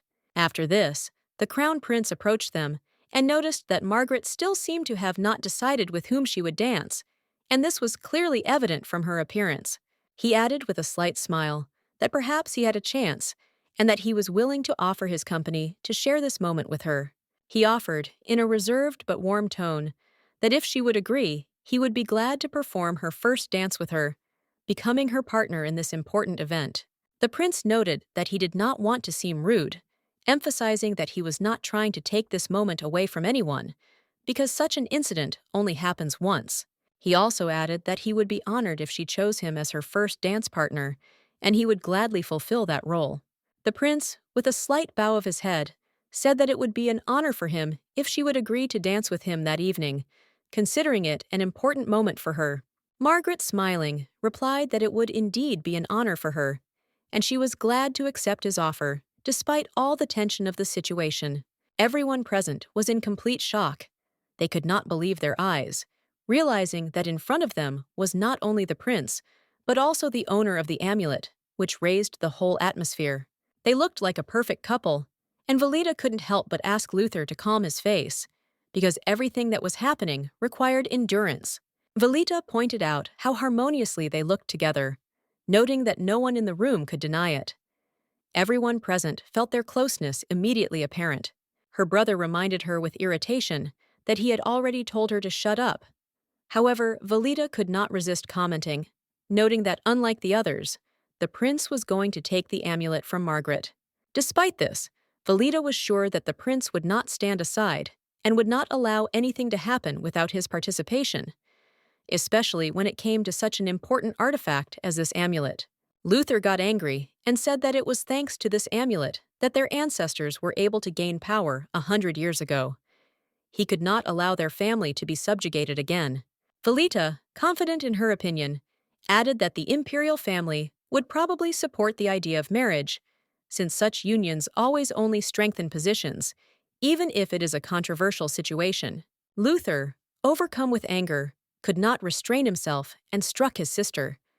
His rage was so great that Velita lost her footing and fell to the floor, which only increased his rage. The blow was strong enough that blood began to flow from Velita's mouth. She felt a sharp pain, but despite this, she tried to gather her strength and not give in to panic. Fortunately, Margaret, who was nearby, did not notice the incident. Everything happened so quickly that she did not have time to pay attention to the incident, and Velita was able to hide her pain. Velita noticed that Luther had not only made himself look like an ignorant idiot, but had also humiliated her in front of everyone present. This only added fuel to the fire of her rage. Her words cut like a knife, especially in such an important place where everyone was present. She couldn't help but notice that Luther had not only shown his aggression, but had also created a real scandal among the people. He shouldn't worry too much. She's not going to reveal everything he's done, even though she has enough information to make him uncomfortable. However, she's not going to do that. She whispered softly in his ear that she had something far more terrifying to say back to him. It might change his perception of what was going on. She told him that in order to marry Margaret, he had orchestrated the attack on her. This shocked him, but she was sure that he did not realize the full extent of his actions. The father plans to give the amulet to the emperor if he manages to take it, so he wonders if he can get permission to marry Margaret if this amulet ends up in his hands. He is naive and simple-minded, like a young dog who aspires to be the leader of the pack, but does not understand all the subtleties of what it means to be the leading role. In reality, he lacks knowledge and experience. After that, she said it was time for her to go. In the end, it was he who told his father, helped the prince get closer to Margaret, and now he cannot escape responsibility for his actions. Margaret walked out onto the balcony, trying to figure out what to do with the pin. She didn't know how to deal with the pain she was feeling, because the situation required even more effort. Magic was certainly a useful thing, but it wasn't as effective as a heating pad. Despite this, magic still had a significant effect, although it didn't always produce the results she expected.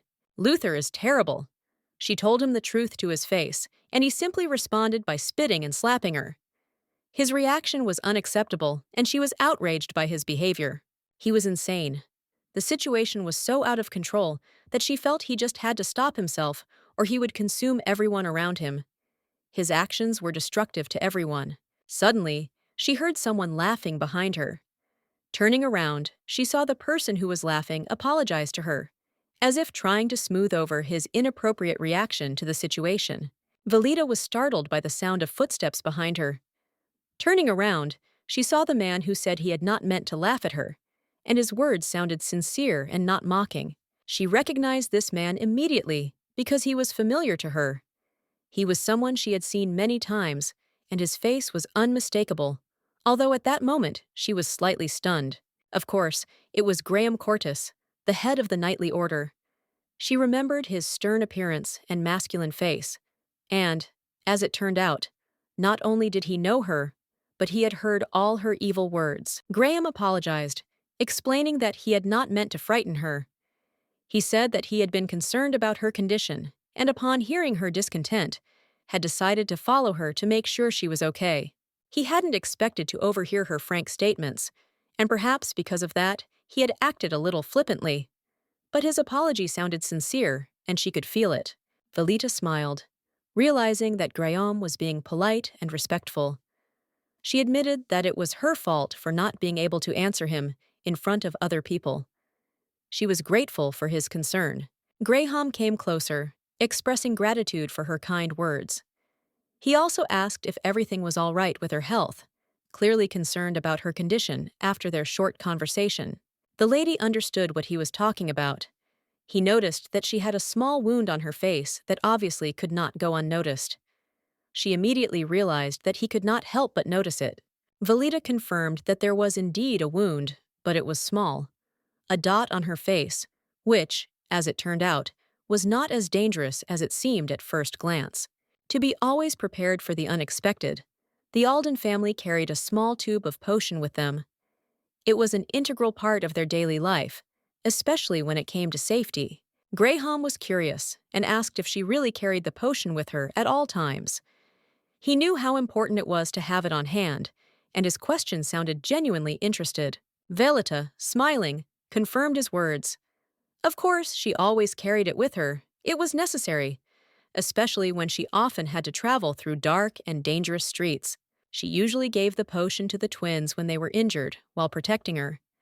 It was necessary because they were always there when she needed help and were often in danger. After that, he asked the lady if she was afraid. He wanted to understand if she was afraid of what might happen to her in the future. She didn't understand what exactly she was afraid of. He explained that perhaps she was afraid of living in such a dangerous and unpredictable family, where there was always risk. However, the girl answered with a smile that if it is impossible to get out of this situation, then there is no need to worry. However, she noted that at the moment, the situation has improved a little. The twins and other servants helped her to put a spoke in Carlon's wheel, preventing her from moving forward and getting what she wanted. Gray was shocked by the cruel treatment she received, but despite this, she continued to smile, which seemed incredible to him. She didn't quite understand what he was talking about, but he just said that it didn't matter, and then asked if she already had a partner. The girl was shocked by such a question. It was so unexpected that she did not know how to react to it.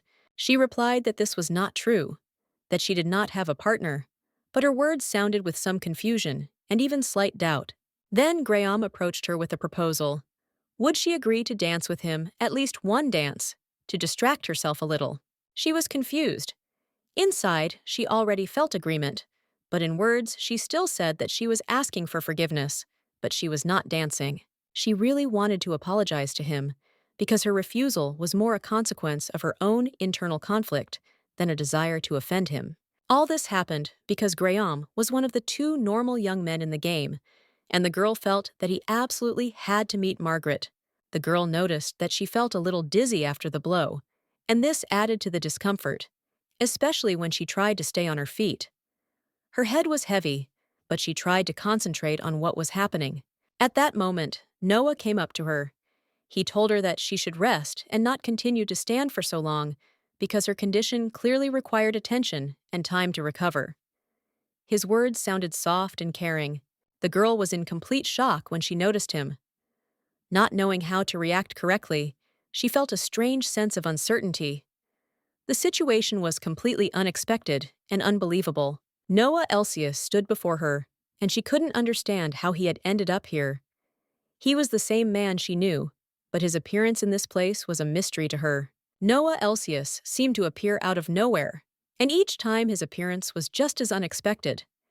Each time the girl became more and more lost in his mystery and unusual ability to be everywhere. Finding herself between the two characters, the girl felt extremely uncomfortable. It was like being stuck in a moment where it was impossible to choose a side or just walk away from what was happening. Indeed, there was something clearly wrong with them. They were both acting strangely, as if they were hiding some secrets that could change their behavior. All this only increased the tension.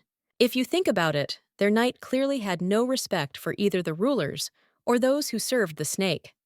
This behavior made the situation even more mysterious and unsettling for the girl. However, if they were going to fight, she definitely didn't want to watch it. Seeing them clash would be too unpleasant and dangerous, especially considering how quickly the situation could get out of control. The girl decided that it would be better to just leave, so as not to be part of this tense moment. She greeted the Duke, but immediately apologized, feeling that she should not stay here. The apology was made immediately, because the girl felt that her presence here was only making the situation worse. She knew that she had better leave this place so as not to become part of something she had no control over. Noah, noticing her condition, turned to her and said that if she was dizzy, she should not bow so hard. He suggested that she ease this movement so as not to aggravate her discomfort, and thus showed concern. She should have been more careful, because the situation could have led to undesirable consequences. The girl could not understand what had happened to him, why he had become so attentive and caring. He was the same man who had caused her one disappointment after another, and now he was suddenly showing a strange kindness that seemed completely ridiculous to her. One big red flag.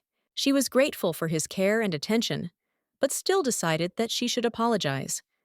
She was a little tired and needed rest, so she asked for some time to herself. As she was about to leave, Graham approached her. He asked if she was really feeling okay, if her health situation had worsened, and wanted to know what was going on. Graham came even closer and informed her that she might feel weak and even faint on the way.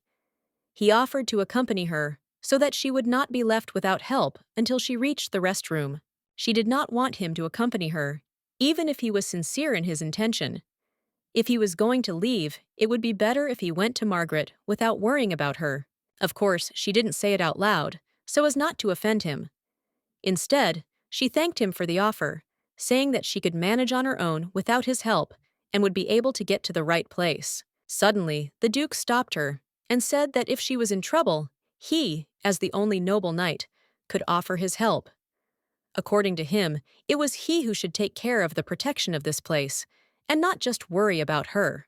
Graham turned to the Duke and informed him that magic was strictly forbidden here, and added that any violation of this rule would have consequences. His voice was full of confidence and determination.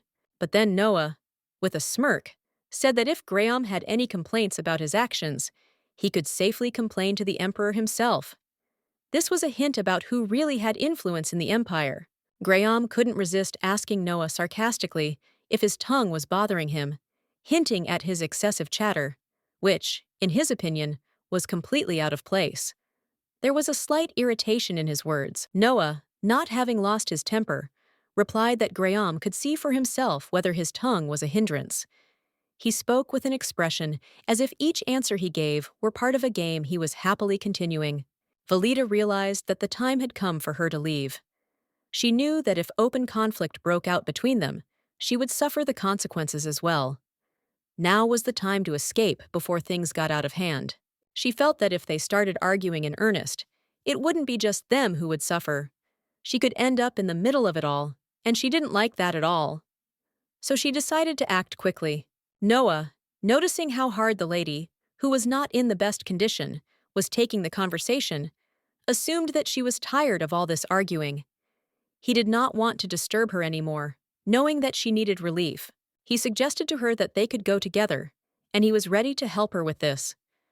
With these words, he took a step forward, as if showing that he was ready to take responsibility and support her in this difficult moment. After his offer, Valida realized that she now had no excuse to run away. She had no choice, and she felt her will begin to give in to his pressure. She extended her hand to him, and together with Noah, they left the place where this tense conversation was going on. For her, it was a logical decision, although inside she felt many conflicting emotions. Graham, in parting, expressed his wish that her wound would heal as quickly as possible. His words were short, but they sounded sincere, as if he really wished her a speedy recovery. He continued to hope that when they met next time, her condition would improve, and she would feel much better than she did now, freed from the burden of painful sensations. Valida was taken aback when he kissed her hand. She felt awkward and even a little embarrassed, not expecting such a gesture from him, which was completely unexpected and new. She promised with a slight smile that they would definitely meet again, hoping that this meeting would not be the last. As she said goodbye, her heart beat faster from unspoken emotions and a strange excitement. Turning around, she was about to walk with Noah, walking away with him until her mind was completely occupied with the process of what had just happened between them. She wasn't quite sure how to act. Valida was completely confused, not understanding what she should do next. Her feelings were in complete chaos, and she could not make a decision on how best to act in this difficult situation. With Noah by her side, she would return, and all eyes would be on her, which could not help but worry her. She knew that this would lead to conversation, and her presence would attract the attention of those around her. She didn't want to be noticed by her father, Carlon. The less she was seen, the calmer she felt, because she didn't need to attract any extra attention to herself. Valida told Noah that she could walk there herself. It was more convenient for her than drawing unwanted attention to herself. She didn't want anyone to notice her or start commenting on her presence. Noah, observant as always, noticed traces of magic on her cheeks. He realized that she had drunk a potion that left this mark, and this only confirmed her condition and the need for additional care. However, he knew that this potion would not heal her completely right away. It would not give instant results, but he was ready to help her if she wanted. Valida noted that she would cope when she returned home. She also emphasized that even if he hadn't decided to help her, she would have managed without him. But she was still grateful for his care, even if she didn't always want to accept help from others. He could not understand why this was so, and was surprised to notice that in fact, he was just an angel, ready to sacrifice something in order to save a dying man. Noah teases her now, remembering their first meeting in that tight alley when it all started, and she looked so vulnerable and confused. The girl assured him that she was not trying to deny what was happening, but there was no point in his help, because everything had already been decided long ago, and their paths did not cross. Noah stated that she never agreed to help, and that day she knew exactly what words she needed to say to avoid further complications. He had not heard anything like it for a long time, and his face remained inscrutable as he addressed her, as if she were only part of an obscure and confusing past. But the girl just threw up her hands and said that she didn't understand what he was even talking about, because she just wanted to save the stranger without thinking about the consequences. It didn't matter to her who was standing in front of her. The only thing that mattered was helping the person in trouble and resolving the situation without further ado. At that moment, he abruptly pressed her against the wall, asking if she really didn't recognize him, didn't sense who was really hiding behind his appearance. It seemed to him that after that first meeting, he never left her mind, and she unconsciously began to think about him, to remember him in the most unexpected moments. And now he noticed that he was interested in when she would realize that, in fact, she was his only savior, that she had changed his life so much. But the girl understood that it was a lie, because he could not be her benefactor. He was simply using her, manipulating her kindness, and this was obvious from the very beginning. Velita couldn't understand what had prompted him to do such a thing. It all seemed unnecessary to her, especially considering that his actions clearly made no sense and were too provocative. She noted that he must have known about poisonous snakes and how dangerous they were. It was obvious, and most likely that was why he had such hatred for the Aldens. He hinted that she might be going to bite him right now, as if to remind him of that incident when she ran away from him. It all sounded strange and scary. He offered to show her the poison that was hidden in her body, and promised that in exchange for this, he would fulfill any of her wishes. His words were full of threat, but there was also a certain irony in them. At that moment, a girl suddenly approached them and immediately turned to Velita, interrupting their conversation. It was obvious that she was completely confused by what was happening. It was Natalie, and her shocked expression couldn't go unnoticed. She was clearly stunned by what was happening around her and felt out of place. Natalie Alden was Velita's half-sister, and although her situation was difficult, she remained an important figure in the household. Their relationship was definite, but complicated. Although Carlin Alden did not recognize Natalie as a direct descendant, she was still allowed to live on the family estate, which became an exception to the rule for everyone else. The reason for Natalie's position was that she, like Luther, was an indispensable member of the Alden family, possessing important and rare talents that brought benefit to the family. However, under Carlin's orders, Natalie had to master the sword, which was an unexpected turn in her life. It gave her importance, but also brought additional complications. Velita and Natalie were sisters, and despite all the difficulties, they had a fairly good relationship, which was a real rarity in the Alden family after Kong Hyun was reborn as Velita.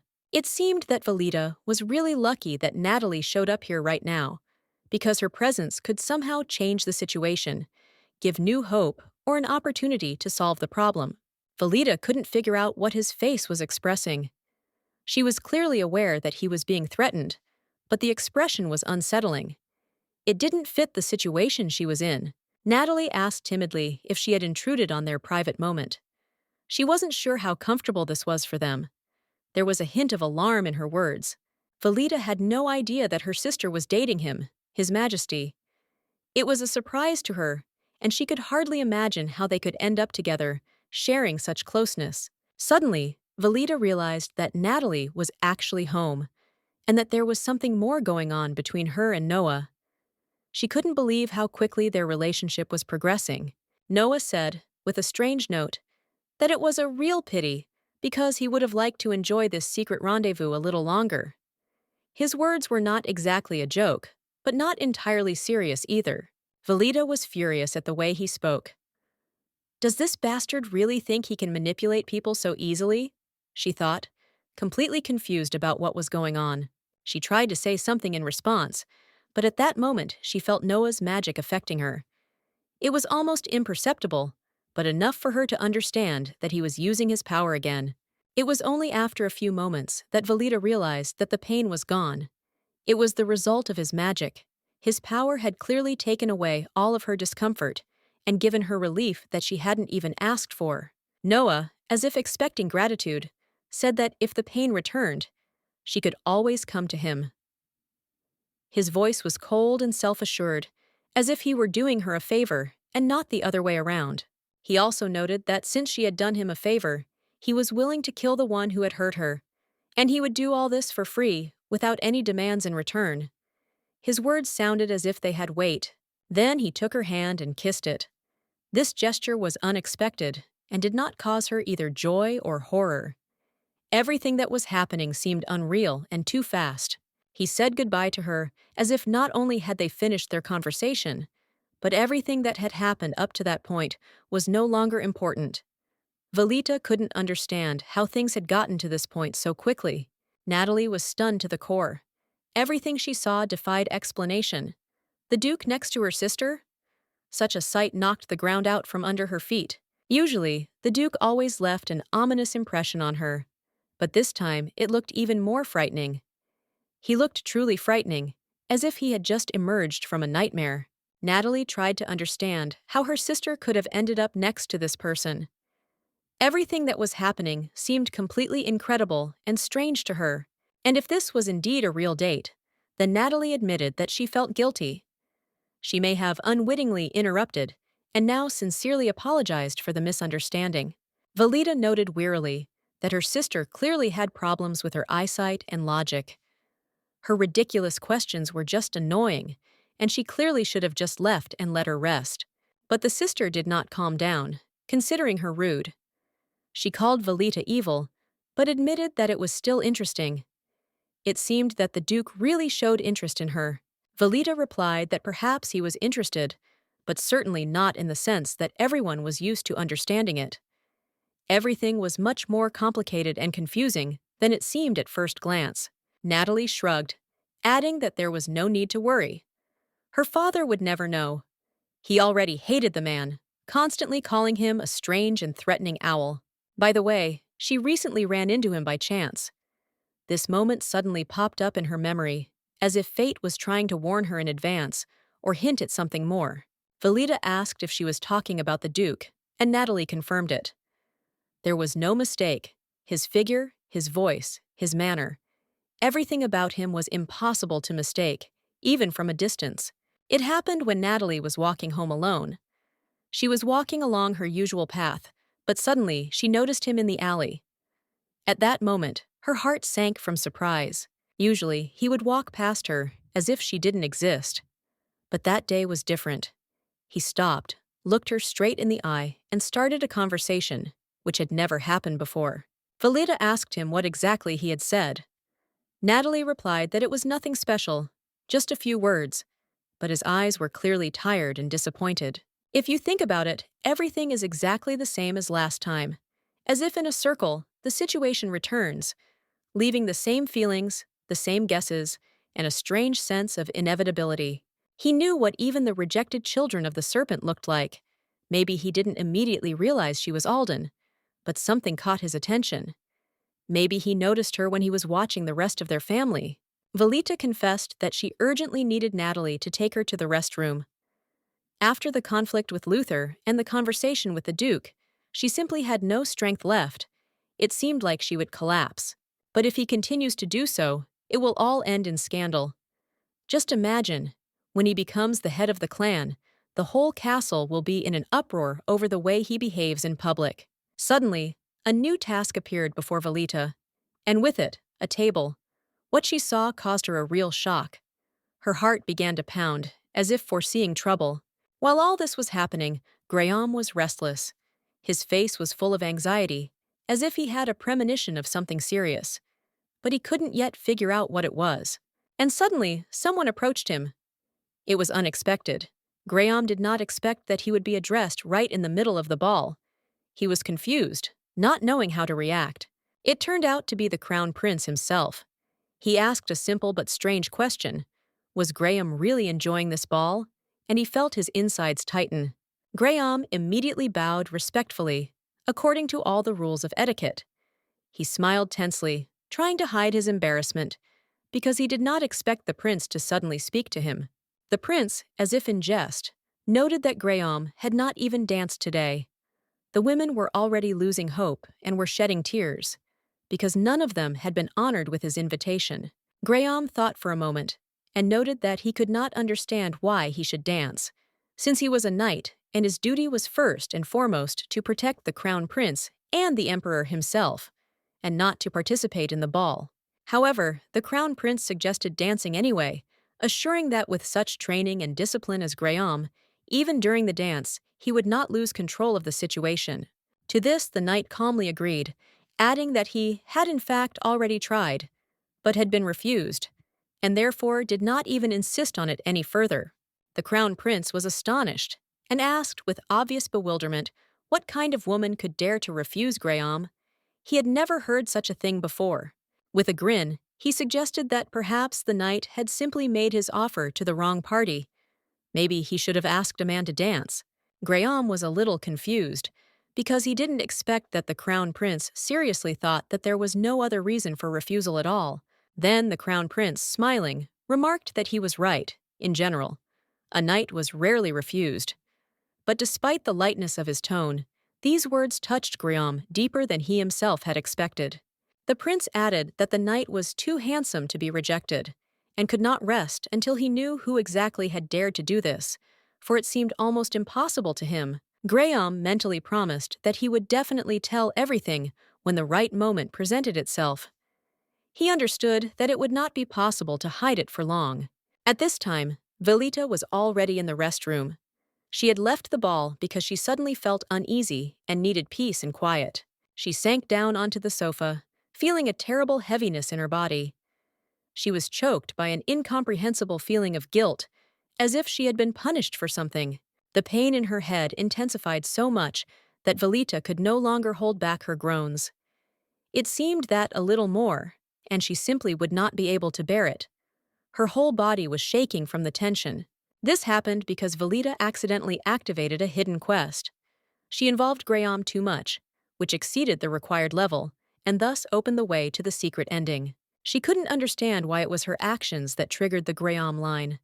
At that moment, the prince suddenly remembered that he had forgotten to mention an important detail that explained everything.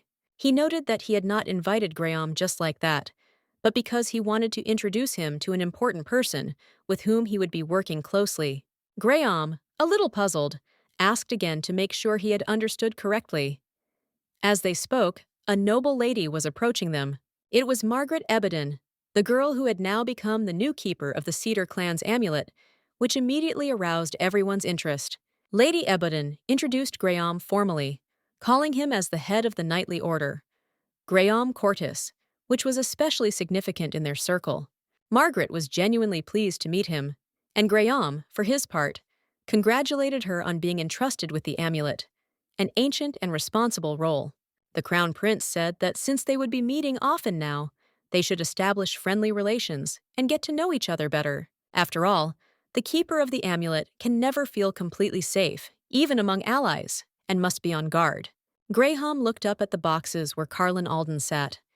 His gaze was dark, almost angry, clearly displeased with what was happening.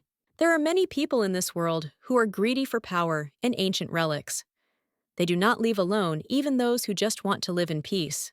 The Aldens always pick the most vulnerable to test and then attack. That's why Graham asked if Margaret was okay. Margaret felt genuinely grateful for his concern. Although a lot had been going on lately, she genuinely believed that she could handle it all and felt quite confident. The girl mentally noted that since her friends were next to her, any fears retreated. Their support gave her strength and confidence, making her believe that everything would be fine. The Crown Prince once again decided that this was the same girl that Margaret often mentioned. He noticed to himself that since their first meeting, she had been talking about this friend incessantly. Then he had a desire to meet her. Margaret noticed that she had not seen her for a long time. Perhaps she had gone out onto the balcony and simply had not returned to the hall yet. Graham finally decided to ask if this was the young lady from the Oldig family. He remembered that she had unusually expressive green eyes that were hard to forget. Margaret immediately understood who he was talking about and confirmed that yes, it was indeed Velita. She assumed that they might already have known each other.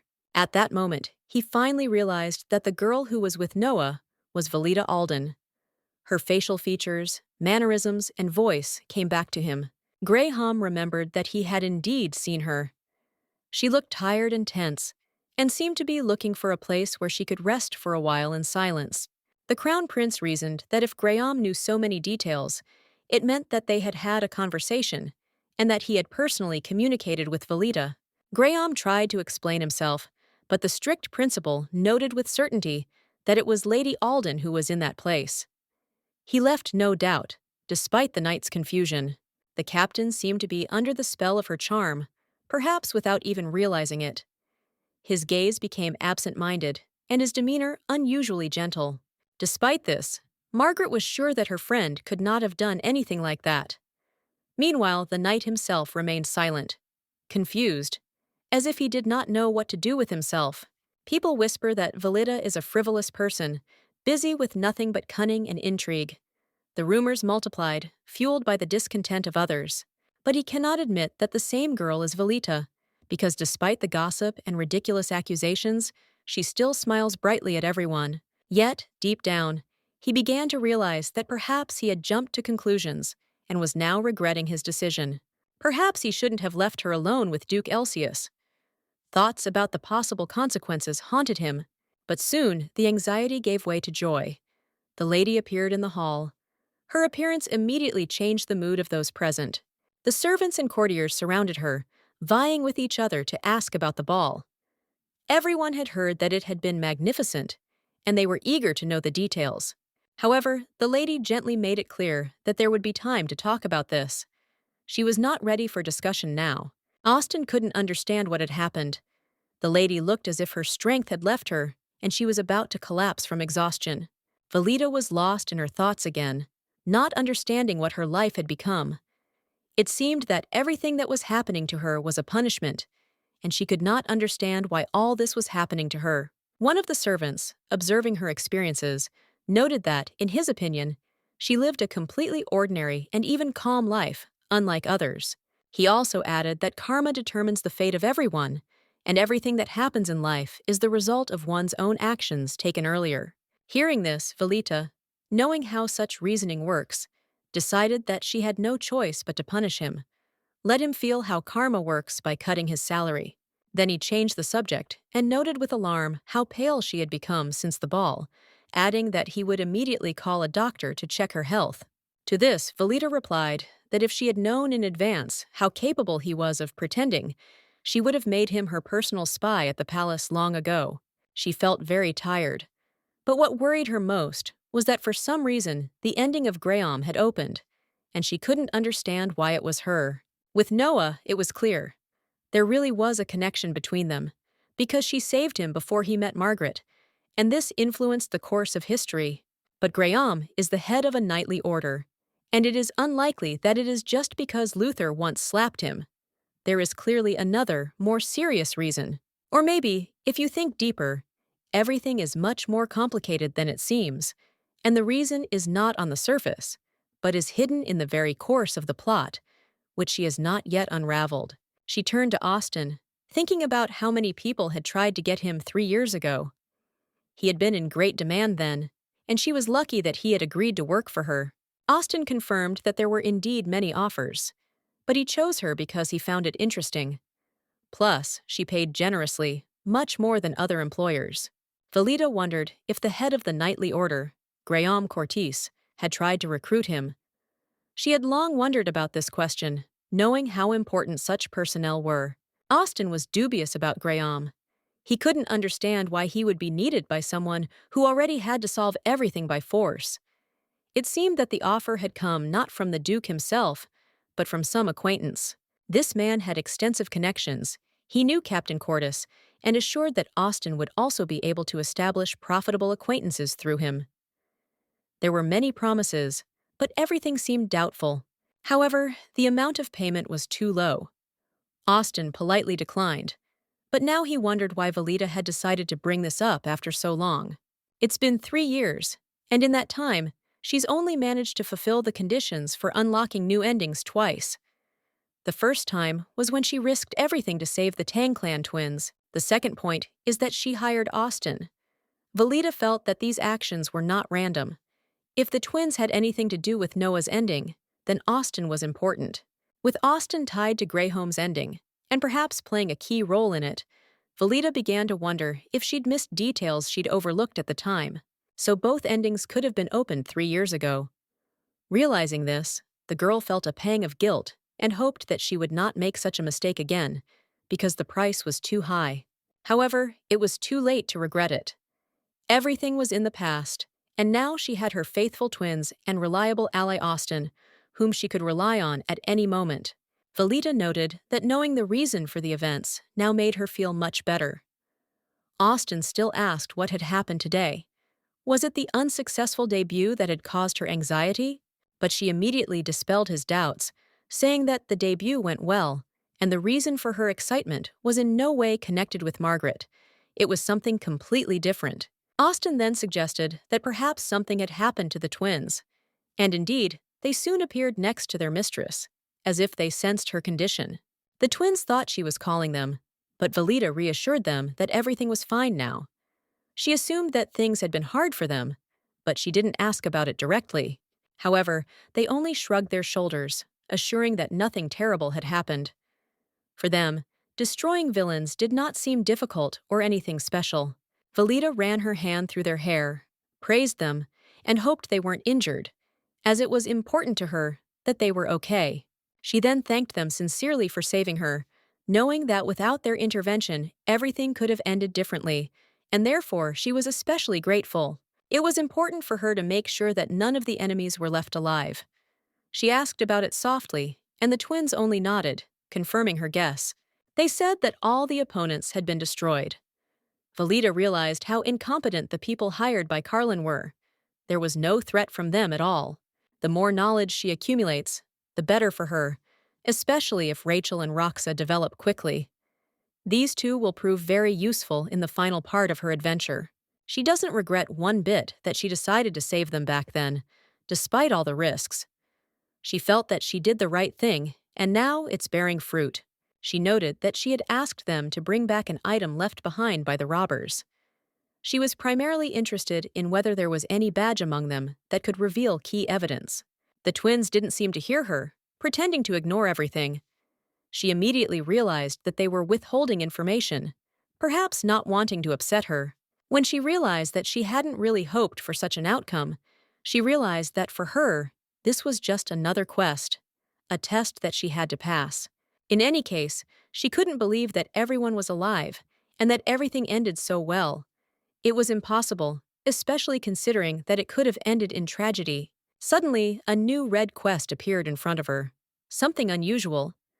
Usually, all the tasks were blue, but this was something different, and it immediately caught her attention. The quest was a failure.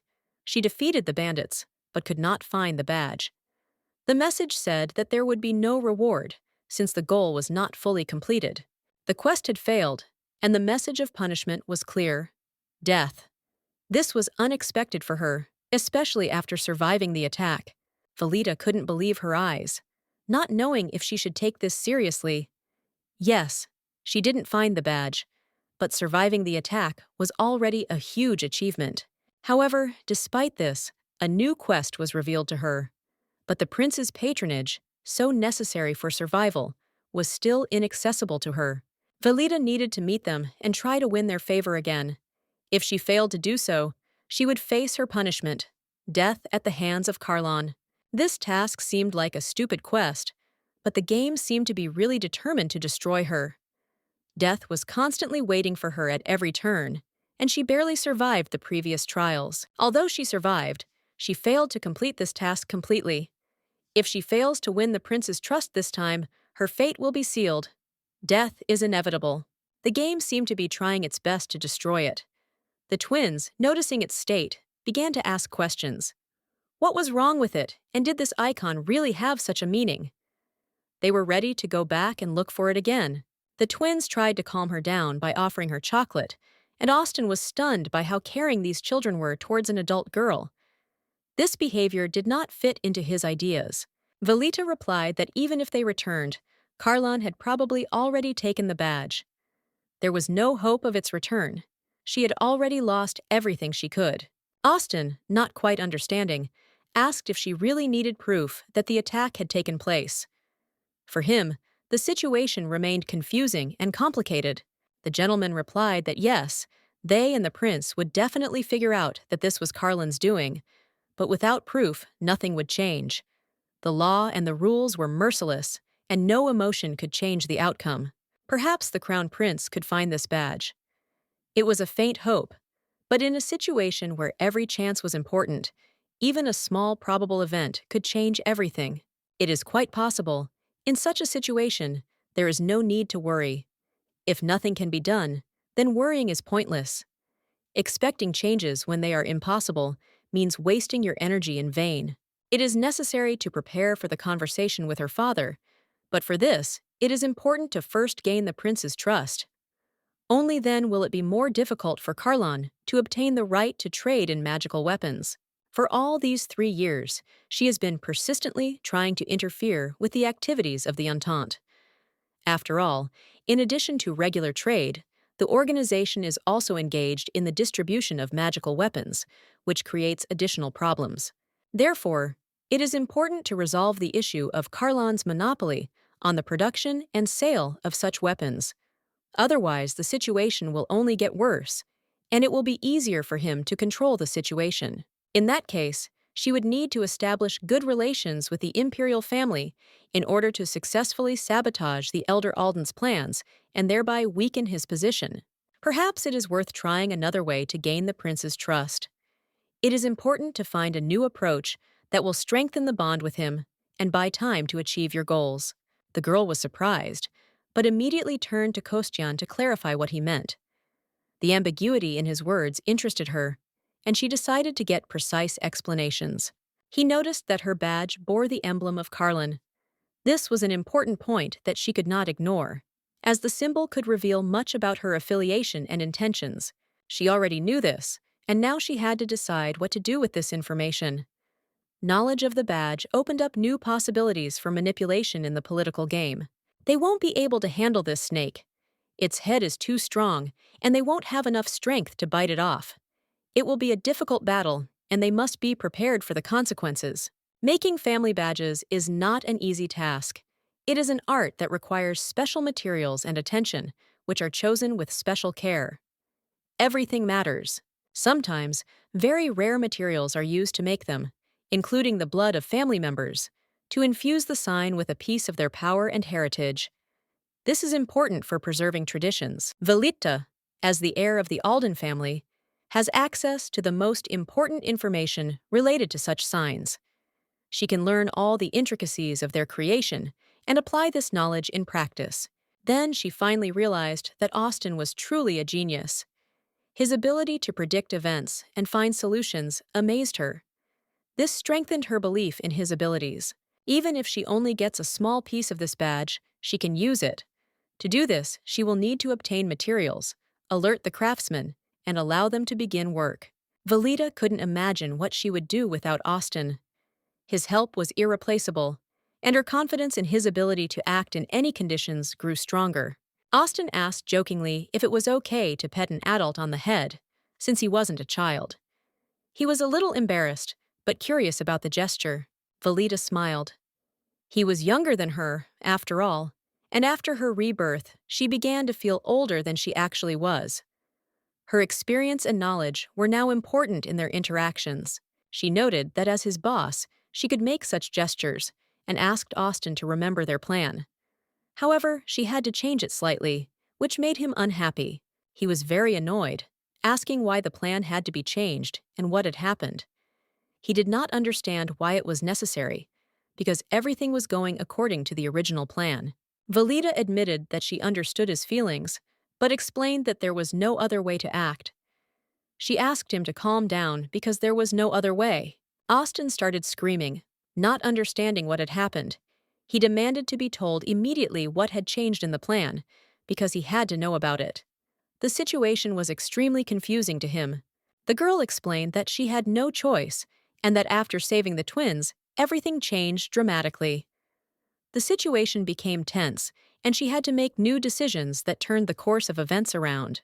Austin reminded her that it had happened 3 years ago, so he wasn't sure what the past had to do with it. He thought it had to do with the system, which she had asked him to do something about the head of the order. Velita replied that he was indeed good, and she was going to introduce him to Margaret. However, he did not understand what the problem was, and then she began to suspect that the head of the order had taken an interest in her. Velita noted that Austin notices details very quickly, and this is very convenient for her. Thanks to this, she does not have to explain all the circumstances in detail. He quickly grasps everything. Austin asked if the lady was serious, and if it was really just him. He couldn't believe the situation had changed so much, and he needed more clarity to understand what was happening. Velita admitted that it was also about Duke Elsius, and his participation was also important. Austin could not contain his emotions. He exclaimed that the lady was simply crazy. All this seemed ridiculous to him. Austin was so angry that he didn't know what to do with himself. He felt his anger growing, and he couldn't understand how this could have happened, why the circumstances had changed so much. He wondered how much the plan had changed. It bothered him that everything looked so different now, and he couldn't see how that would affect their next steps. Velita reassured him that the changes were not that great. Fortunately, Margaret's potential husband, the Crown Prince, seemed genuinely interested in her, which could lead to new opportunities. However, she still didn't know how Margaret really felt about the Crown Prince. She needed time to sort out her feelings and understand what would happen next. The Knights Organa wasn't sure they would view Margaret as a potential romantic partner, and she herself wasn't particularly interested in them. Her opinion on the matter was fairly clear. However, it was clear to her that her simple desire to get rid of these people might not be enough to make them back off. It would require more effort on her part than she might expect. You'll have to tolerate their presence until they achieve their goal. To others, it will look like they're just trying to court her, although their true motives are hidden. Austin couldn't understand at all why he found himself in this situation. He knew that Margaret was an exceptional person, but he still couldn't understand what made her make such unusual decisions. The Duke decided that meeting Margaret could be useful, especially considering that the two could play an important role in the future.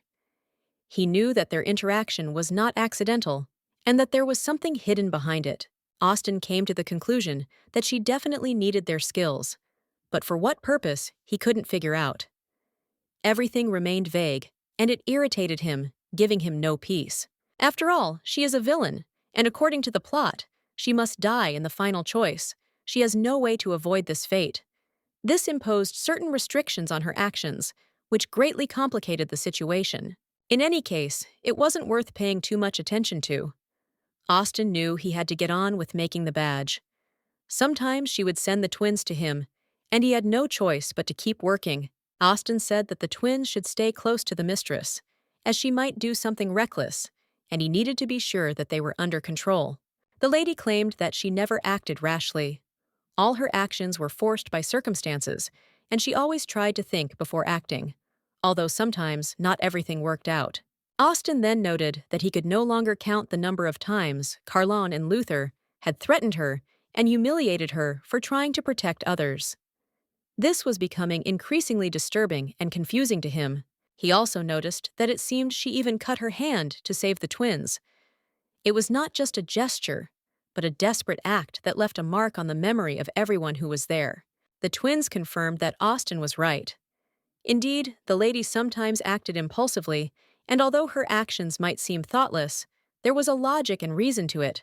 There was no need to say that Luther had been slapped, despite all the circumstances.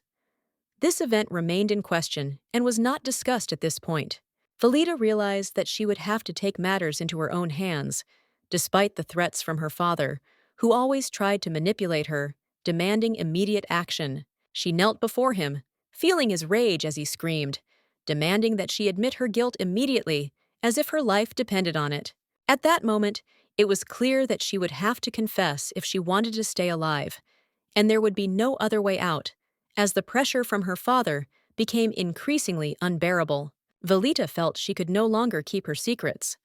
The promise she had made to herself was broken, because she had to reveal what she had hidden for so long. He did not calm down, and furiously asked why she could remain silent at all, without explaining what she was guilty of.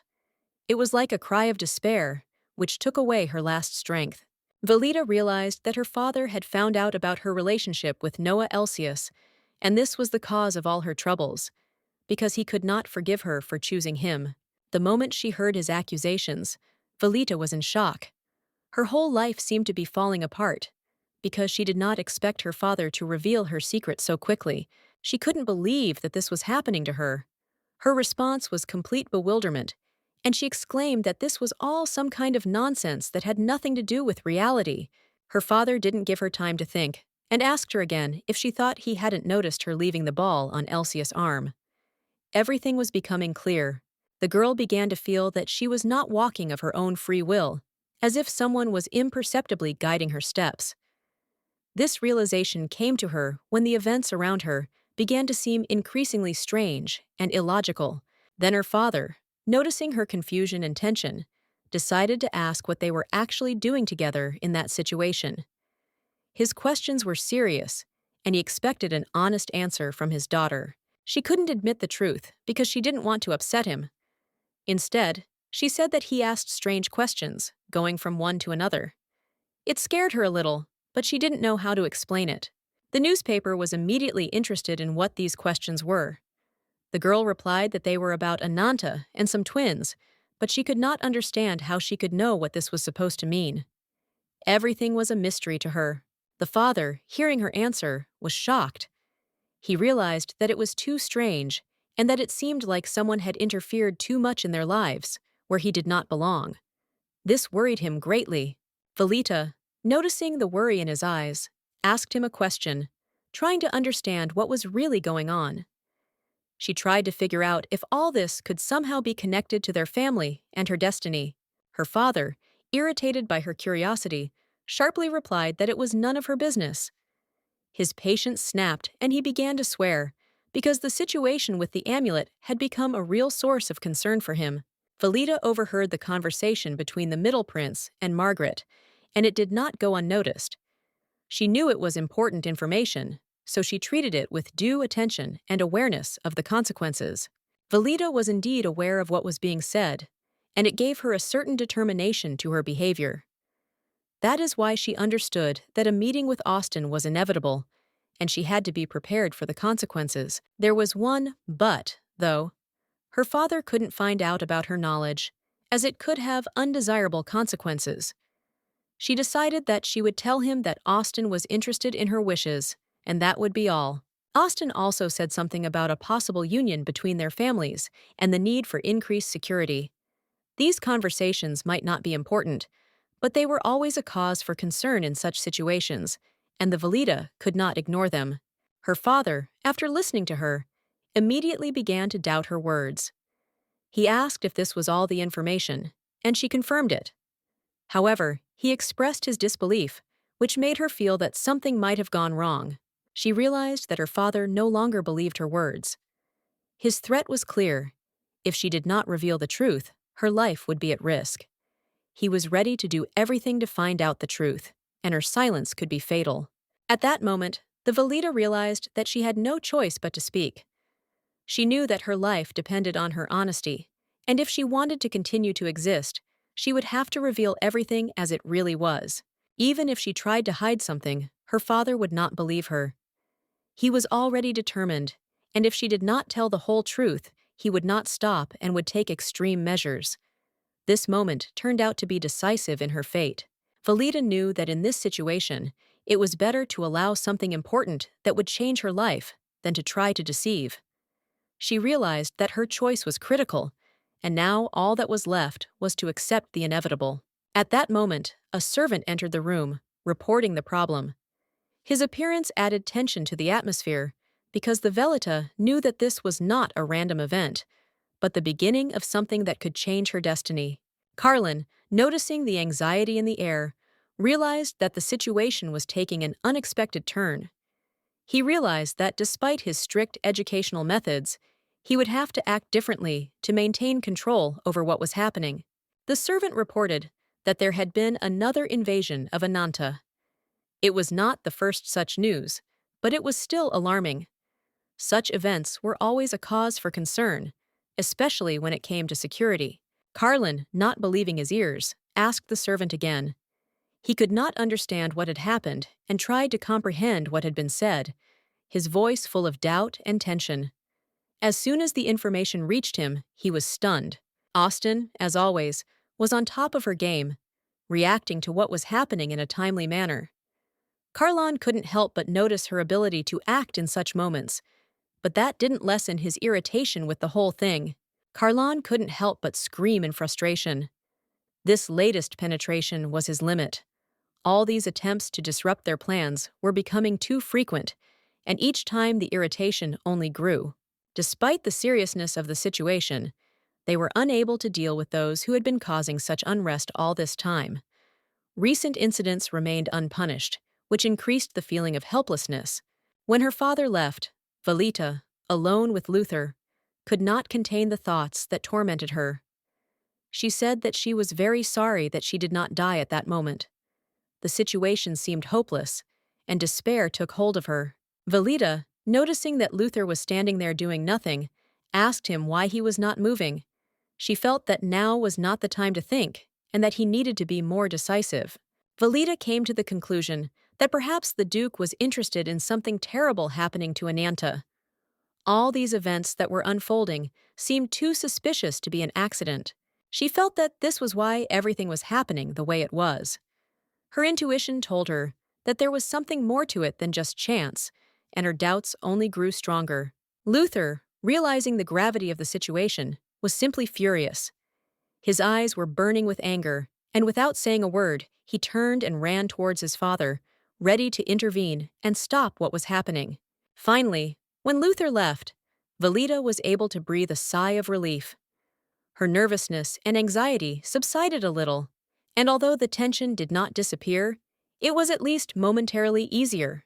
Only 2 days had passed, but Velita immediately realized why she was so tired. From the accumulated worries and stress, her condition had noticeably worsened, and this became obvious to everyone. A maid suddenly burst into the room, concerned about her mistress's condition, and immediately asked if everything was all right. She noticed that Velita looked tired and somewhat exhausted. The twins joined them. Velita said that now that Carlin and Luther were gone, they could warn Austin, but they shouldn't push the situation to the limit to avoid unnecessary casualties. The maid was horrified to see her mistress showing compassion even in such a situation. Carlin had almost killed her, and she continued to worry about others, even in such a dangerous situation.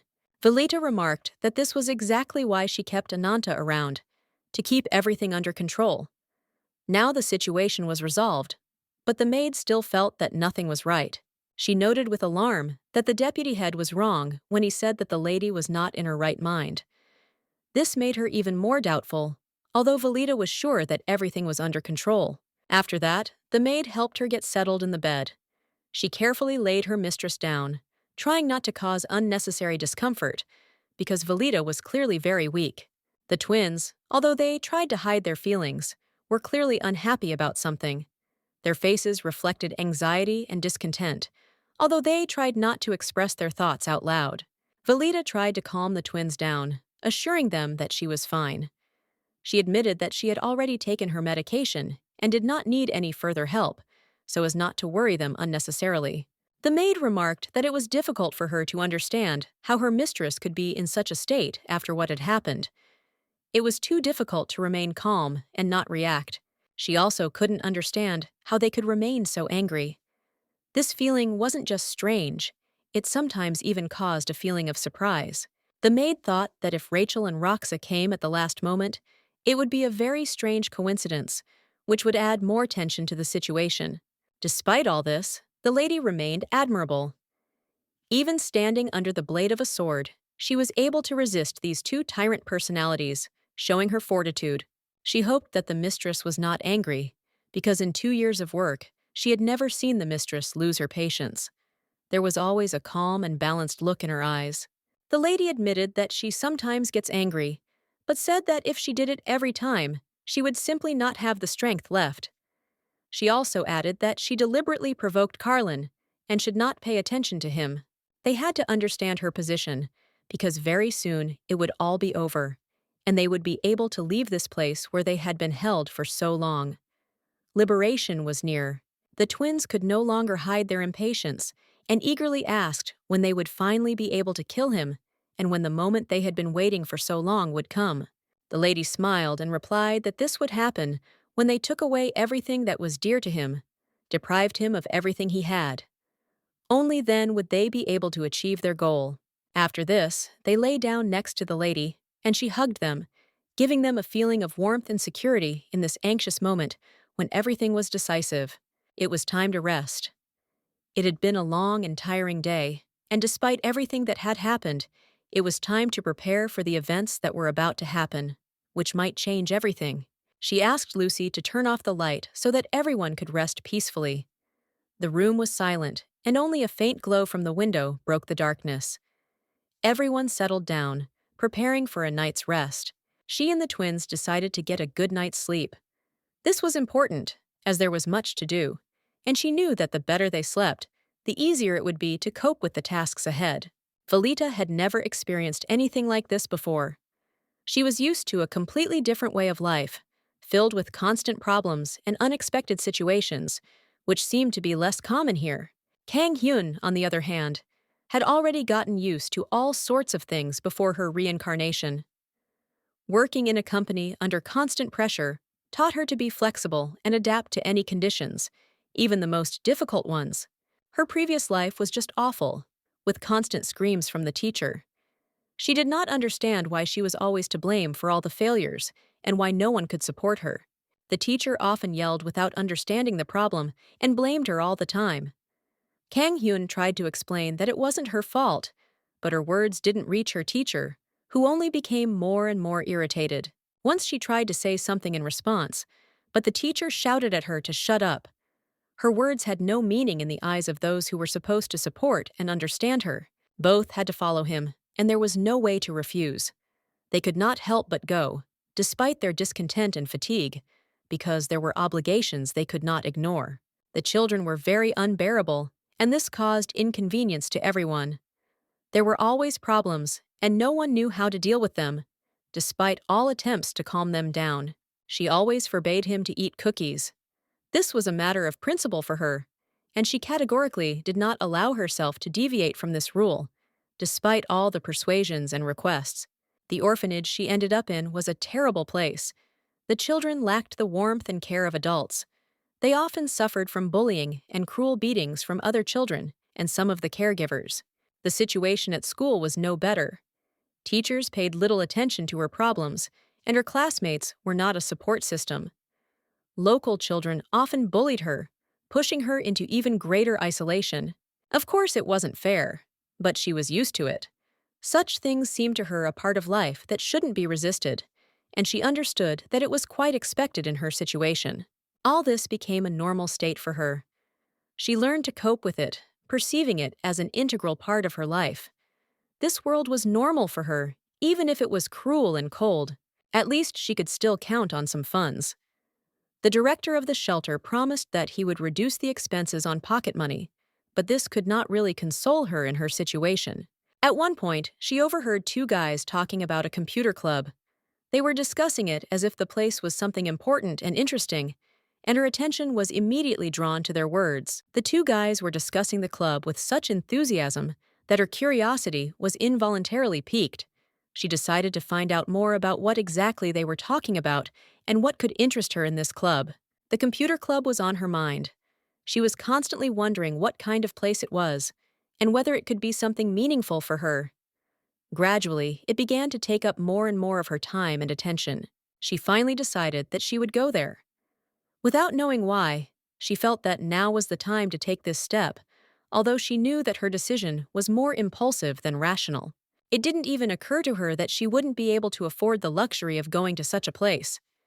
Impulsively, with unconscious determination, she made the decision, not realizing what it might lead to. She entered the game and felt a real thrill, a feeling that here she was, finally, in the world she had dreamed of for so long.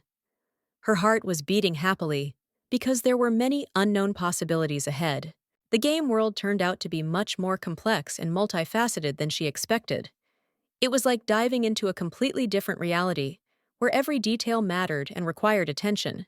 At that moment, she realized that a path full of challenges and opportunities had opened up before her. A dream that seemed far away began to take shape, and her imagination was filled with the desire to change this world.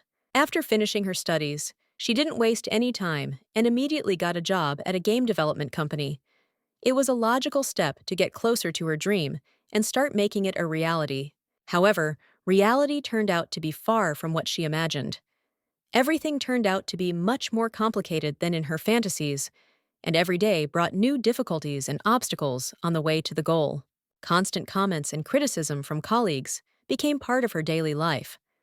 The boss was extremely dissatisfied with her work and the project, which, in his opinion, had no chance of success. He had said more than once that if they released such a game, the company would certainly go bankrupt. This was his opinion, and it haunted her, despite her belief to the contrary. The boss said he was not going to increase the project's budget. He insisted that she take full responsibility for its success or failure, warning that if it failed, she would suffer the consequences. She, in turn, stated that even these funds would barely be enough for the most basic product. The level of complexity of the project significantly exceeded the requested budget, and she had to find a solution. But despite the difficulties, she did not lose her determination. She firmly stated that she had to do everything possible to create a worthy project within the budget. Otherwise, her dream would remain just a dream. She knew that if she didn't stick to the budget, she would have to cover the costs from her own salary. It was a step she took because she believed in the success of her project. It took her a while to realize how hard it would be to realize this dream. Making a game that would not only be successful, but also bring joy to others, turned out to be much more difficult than she had expected. She was confused. She couldn't understand how it was possible to stay within budget with so many people on the team. Things weren't going as she had hoped, and this thought was becoming more and more depressing.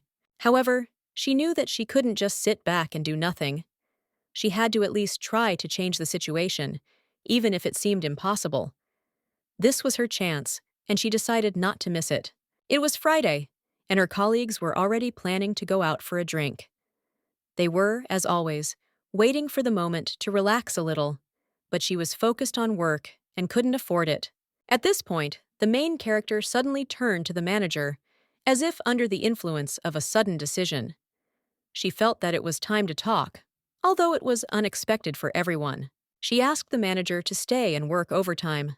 The budget was tight, and the release date was already set, and there could be no delays.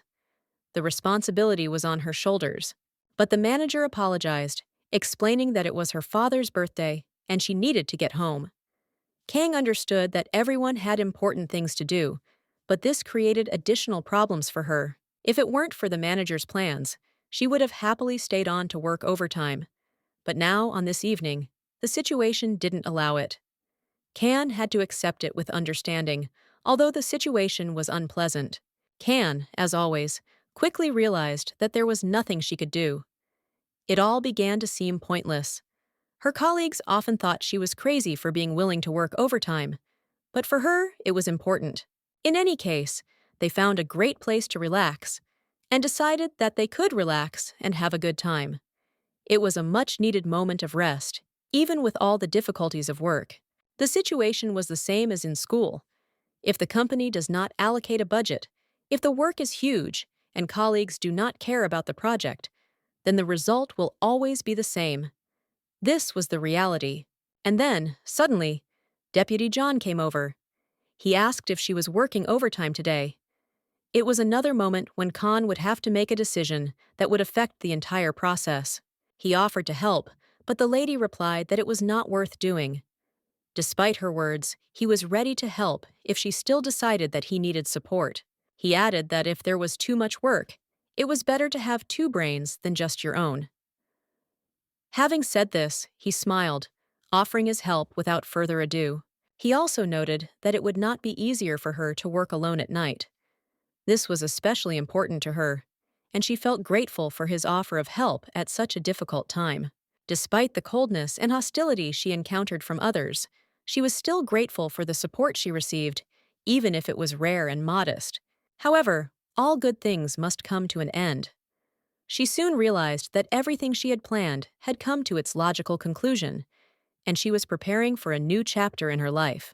The game she conceived with the help of her guards was not just a success, it was a real hit, which became a sales leader and brought the company unprecedented popularity and recognition. Margaret's kindness and fairness were the qualities that set her apart from others. Perhaps that is why she was so beloved, and her success was obvious to everyone. Khan strove to create the kind of person she always dreamed of becoming. Her efforts to create an ideal could not fail to bring her success, and this could not go unnoticed. It was hard to understand how anyone could not love her. Her sincerity and desire to help others became what attracted people to her, and allowed her to create an atmosphere of respect and recognition around her. Velita woke up and realized that it was morning. She felt slightly tired, but she knew that a new day was ahead of her, with new opportunities and challenges that could not frighten her. The twins were still asleep, and when she turned over, their peaceful appearance filled her with warmth. They looked so vulnerable and sweet that her heart immediately filled with peace. She stroked them gently, feeling her fingers slide through the soft hair. It was then that it dawned on her. It had all been a dream. It was time to let go of the past and forget the images that kept coming back. Life was so difficult and full of challenges that she could count on her fingers all the moments that brought her joy. She did not understand why these memories continued to haunt her like a dream, giving her no peace. She tried to forget what had happened, but despite all her efforts, her memories would not let go. Every time, no matter how hard she tried, the past invariably returned, as if her memory could not forget what had happened. After the balls, where many different topics were discussed, Margaret was always in the center of attention. Her beauty overshadowed everything around her, and she became an object of admiration. Many men sincerely fell in love with her. The family began to search for various treasures that could provide their sons with a future of tasty and nutritious food. Their desire for wealth and stability led them to new adventures and searches. Ebedine was the eldest daughter in the family, and she was the keeper of an important amulet that had been passed down in their family for generations. It was a sign of her responsibility and the power she possessed. Her family was part of a guild that specialized in supplying metal needed to create magical tools. Collaboration with other craftsmen would be beneficial for everyone, and they were willing to develop this direction. Carlan could not allow the man to think of looking for blue gold elsewhere. This was not just a demand, but a mandatory condition that he dictated in order to maintain his position. The Abaddon family was only alive because of the support of the Alden family. Without their help, they would not have survived in this difficult political situation, and Carlan knew it very well. Only the Alden family had the ability to supply monastones to the Flame Guild. However, betrayal on their part would mean the loss of all benefits, and Carlan was not prepared to turn a blind eye to that. Velita couldn't help but notice how threats and manipulation had become her father's signature style. It was his way of keeping everyone in line, always playing on the fears and interests of others. However, if someone else decides to start producing magical tools, the consequences will be very serious. It will disrupt the established system and create unexpected difficulties for everyone involved. In order to create magical tools, two key components are needed: mana ore, which is infused with mana, and blue gold, which activates these magical properties, combining them into one whole. Blue gold was a rare and hard-to-find resource, unlike mana stones. It could only be found in deep mines, where extraction required not only effort, but also great risks. Due to the shortage of deposits, rumors spread that the Ebedin family had decided to sell blue gold to other guilds. This caused many questions and discontent among competitors. Carlan could not forgive such a thing. Such a move from Ebedine would be a betrayal, and he was prepared to act decisively to prevent any attempt to disrupt the established order. They had no choice but to submit, because their situation was too difficult to try to change anything. The only thing left was to submit to the circumstances. However, Velita had heard rumors that the Crown Prince was indeed interested in their minds. This made her wary, as if he decided to take them under his wing, it could change the situation. Margaret confirmed this information, but her father was very worried. If they made a deal with the imperial family, it would certainly displease the Marquise, who would hardly agree with such a decision. Margaret was increasingly doubtful about how long the Crown Prince would be able to protect their family. Trusting him was dangerous. His intentions could change, and she had to be careful. There was no guarantee that he would not give up the idea of supporting them. Too much depended on his will, and Margaret understood that her trust in the prince could be mistaken and not justified. In fact, there was a bad ending in the game where Margaret mistakenly sold all the mines to the Crown Prince. This thought made her think, maybe it was worth making moves that were not in the original game. Velita suggested that Margaret inform the Crown Prince that they were not yet ready to sell the mines. This was an important decision, as the situation could change if they acted hastily. Things weren't perfect at the moment. There were problems with the production of the Kirk instruments that required immediate attention. Margaret agreed with the plan and decided not to rush into a final decision. Margaret didn't ask unnecessary questions, wasn't interested in the causal side of what was happening. She trusted Velita completely, knowing that her decisions were always based on common sense and due caution. Every time Margaret acted on her instructions, she felt some kind of internal tension, as if something was wrong.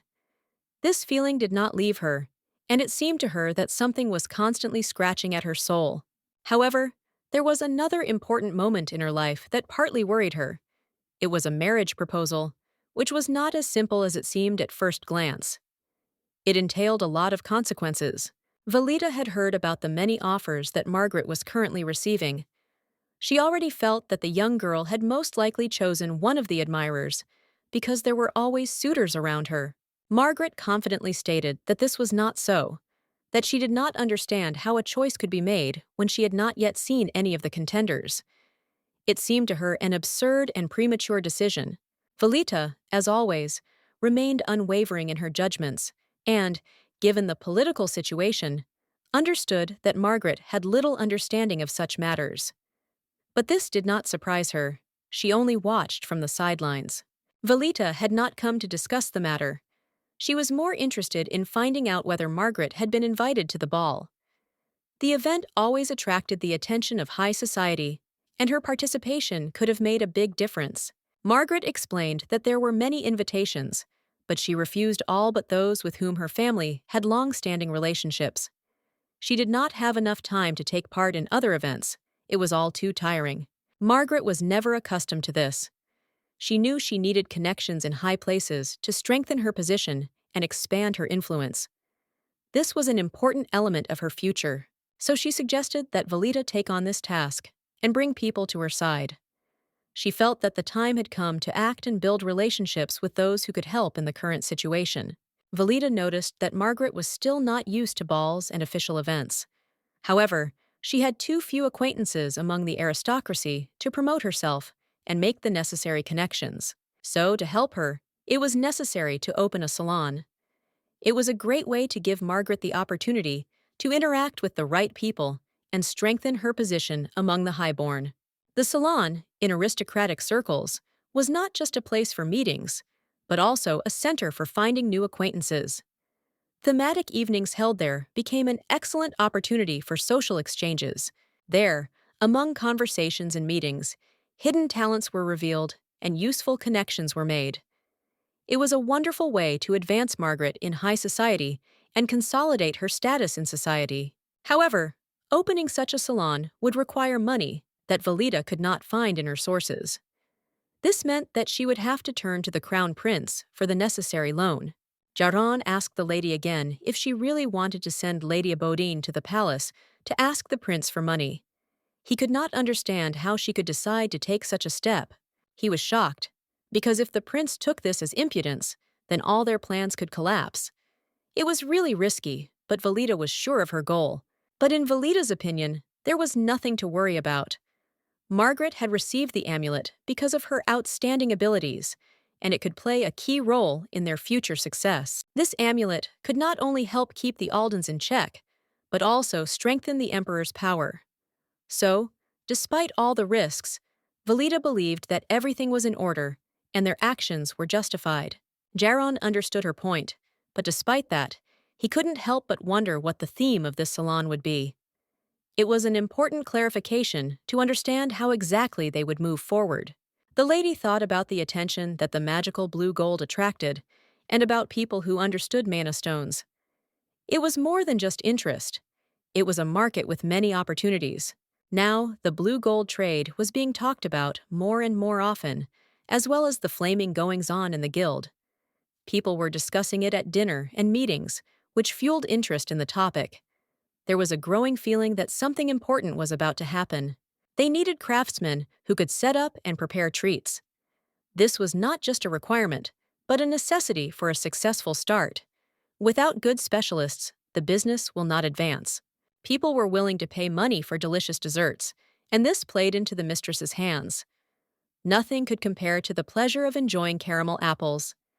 This would be a real hit if approached correctly. All the ingredients for the desserts were available, and the quality was excellent. If the reviews of the salon were positive, it would soon become a topic of conversation in society. Delicious treats could bring success. She also inquired about the status of the fake badge. This question was no less important than any preparations for the opening. Everything had to be top-notch so that everything would go off without a hitch. Jaron reported that the fake badge was almost ready. He promised that the lady would receive it on the opening day of the salon. This was important for both of them, because details played a significant role in the success of her business. It would be wonderful to have a holy reunion, but now she had to think about what dessert to treat Austin to. She knew that this choice mattered, and she wanted to make it memorable. As always, Jaron walked his mistress to the carriage. He was her loyal assistant and support, and this became their ritual. His presence gave a feeling of security and confidence that everything would be fine. At the end, Jaron kissed her hand, without wishing her safe travels. The gesture was simple, but important. It was a sign of respect, and the lady felt warmth and sincerity in it. The lady said goodbye to him, smiling back. She appreciated his devotion and attention, and their farewells became habitual, but always left a feeling of comfort and understanding. The budget was small, and it was necessary to distribute the funds correctly. Everything depended on how to properly manage the available resources. Small expenses at the start could lead to great results in the future. The manager said that it was necessary to create a quality game. Games with a good plot were always popular. This was the key to success, and the lady knew that she had to put all her efforts into it. Executive Khan said that her new game, which she would invest her personal funds in, would be significantly more exciting and engaging than those she had created before. It was a promise. Jaron didn't just decide to pay attention to what was happening. He knew for sure that Valida really did resemble Khan. It wasn't just his impression, but a real resemblance that he noticed. Margaret decided to visit His Highness in person to communicate an important request. She had already prepared everything she wanted to say, and confident in her words, she went to him with a clear intention. The girl did not give him time to think and insisted on 2 audiences to get her words across. She was determined, and the prince, seeing her persistence, felt that her request was worth listening to. However, her suddenness and serious look left him with questions. What could have happened that she came now? Her behavior was alarming, and the prince could not understand what was hidden behind her request. Perhaps a sudden problem had arisen in her life, and she could not just leave it unsolved. The prince was eager to learn all the details, hoping to understand what was really going on. The girl told him that she currently needed money to implement her idea. The prince was interested, and she, without hiding her intentions, said that her request would concern the opening of a salon. When the crown prince heard her words, he was stunned. Opening a salon? This was something unexpected. He was a little puzzled, but he decided to listen to her until the end to understand what she wanted from him. She explained that her plan would not only help her make connections, but would also allow her to find like-minded people. With this approach, she hoped to create a space for herself and others who shared her ideas. Of course, she wasn't going to ask for his help just like that. She didn't have the necessary funds to open a salon, so she was looking for support. But she had other resources, her skills and experience. In return, she offered her labor and skills. If the opening of the salon is successful, the prince will have the opportunity to take control of the Alden family business, which opens up new horizons for him. He had long been aware that they had problems with the production of magical instruments.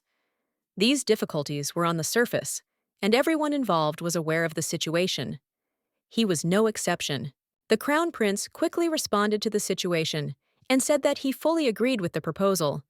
His decision was made instantly, leaving no time for reflection, which confirmed his confidence. However, the prince added an important condition. He would visit the salon, but now in the status of an investor.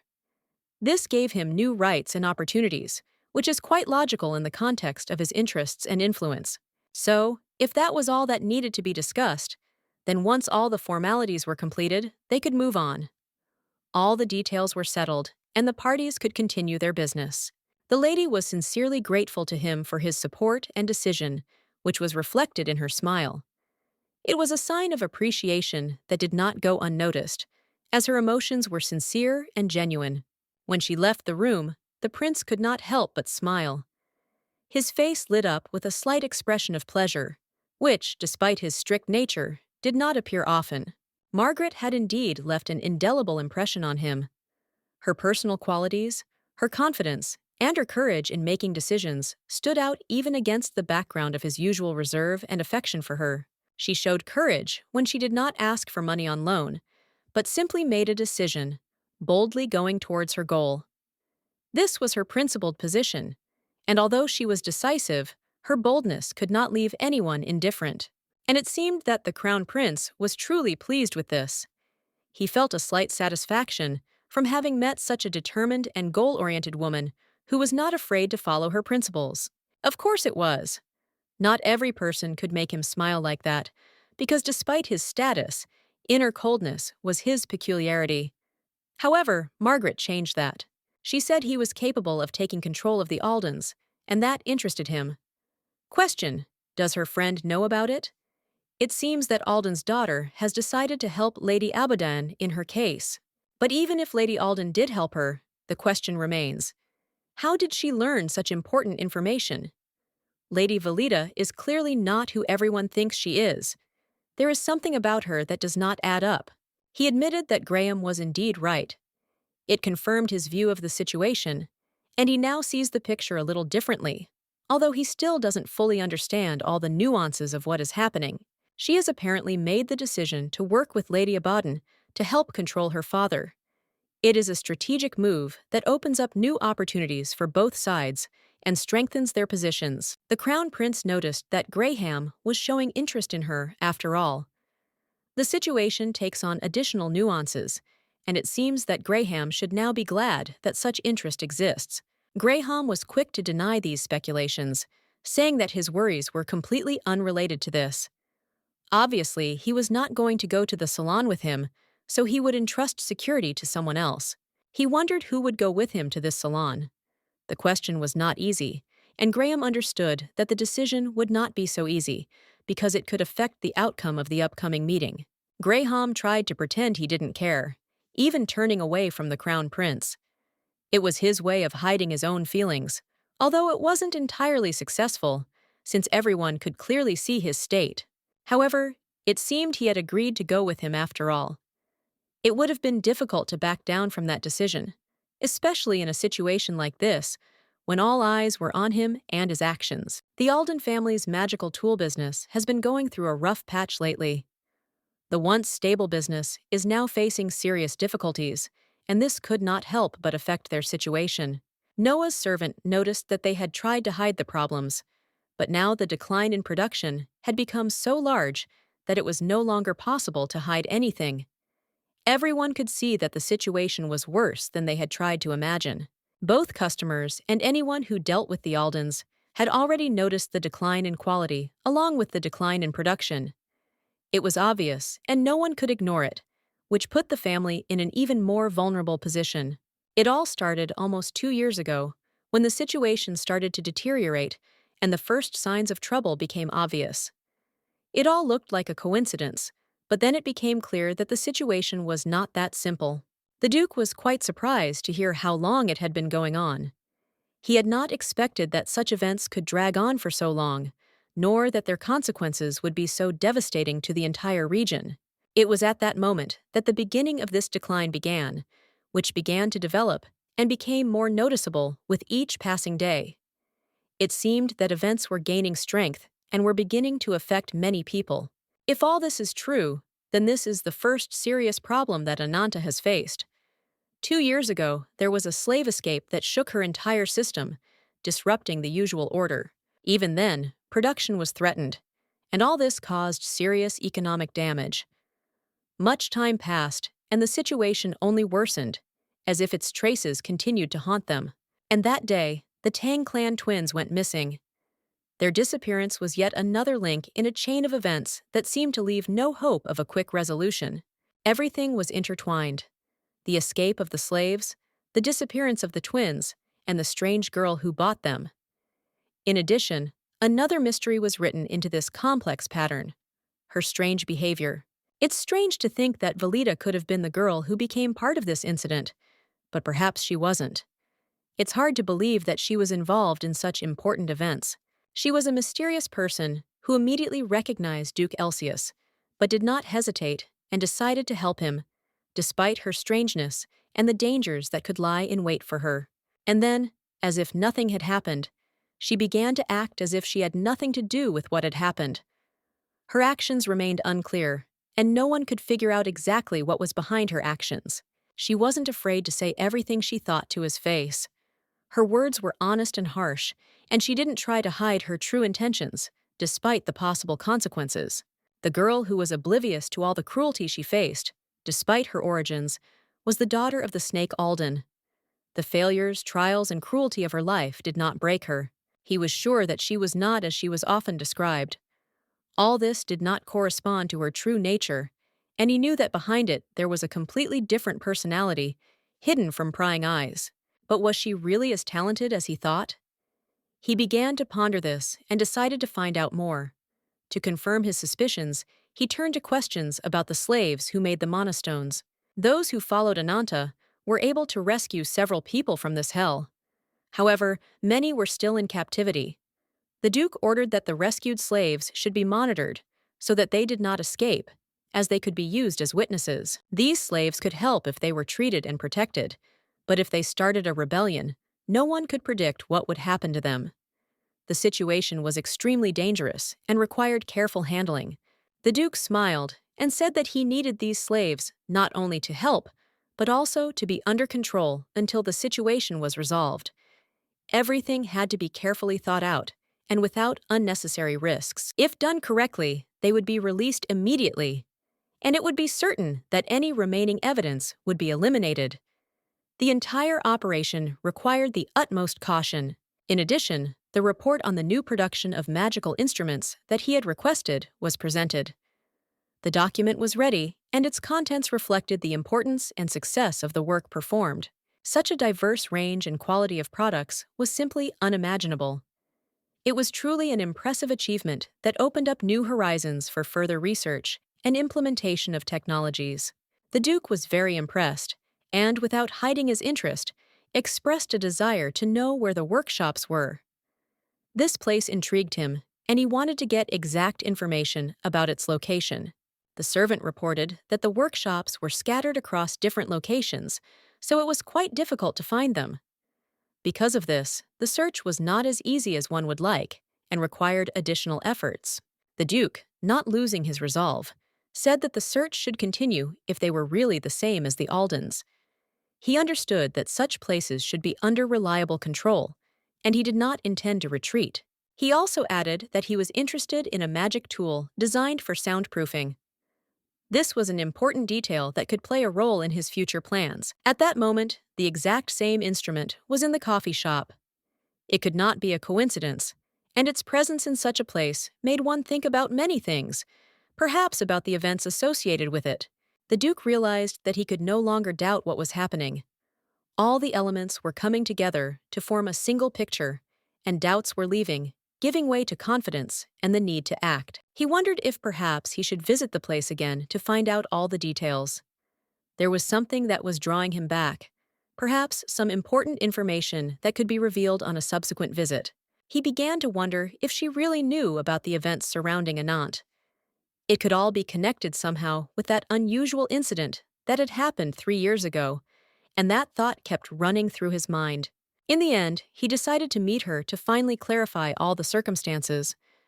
This was necessary in order to clarify the situation and get answers to all the questions that arose.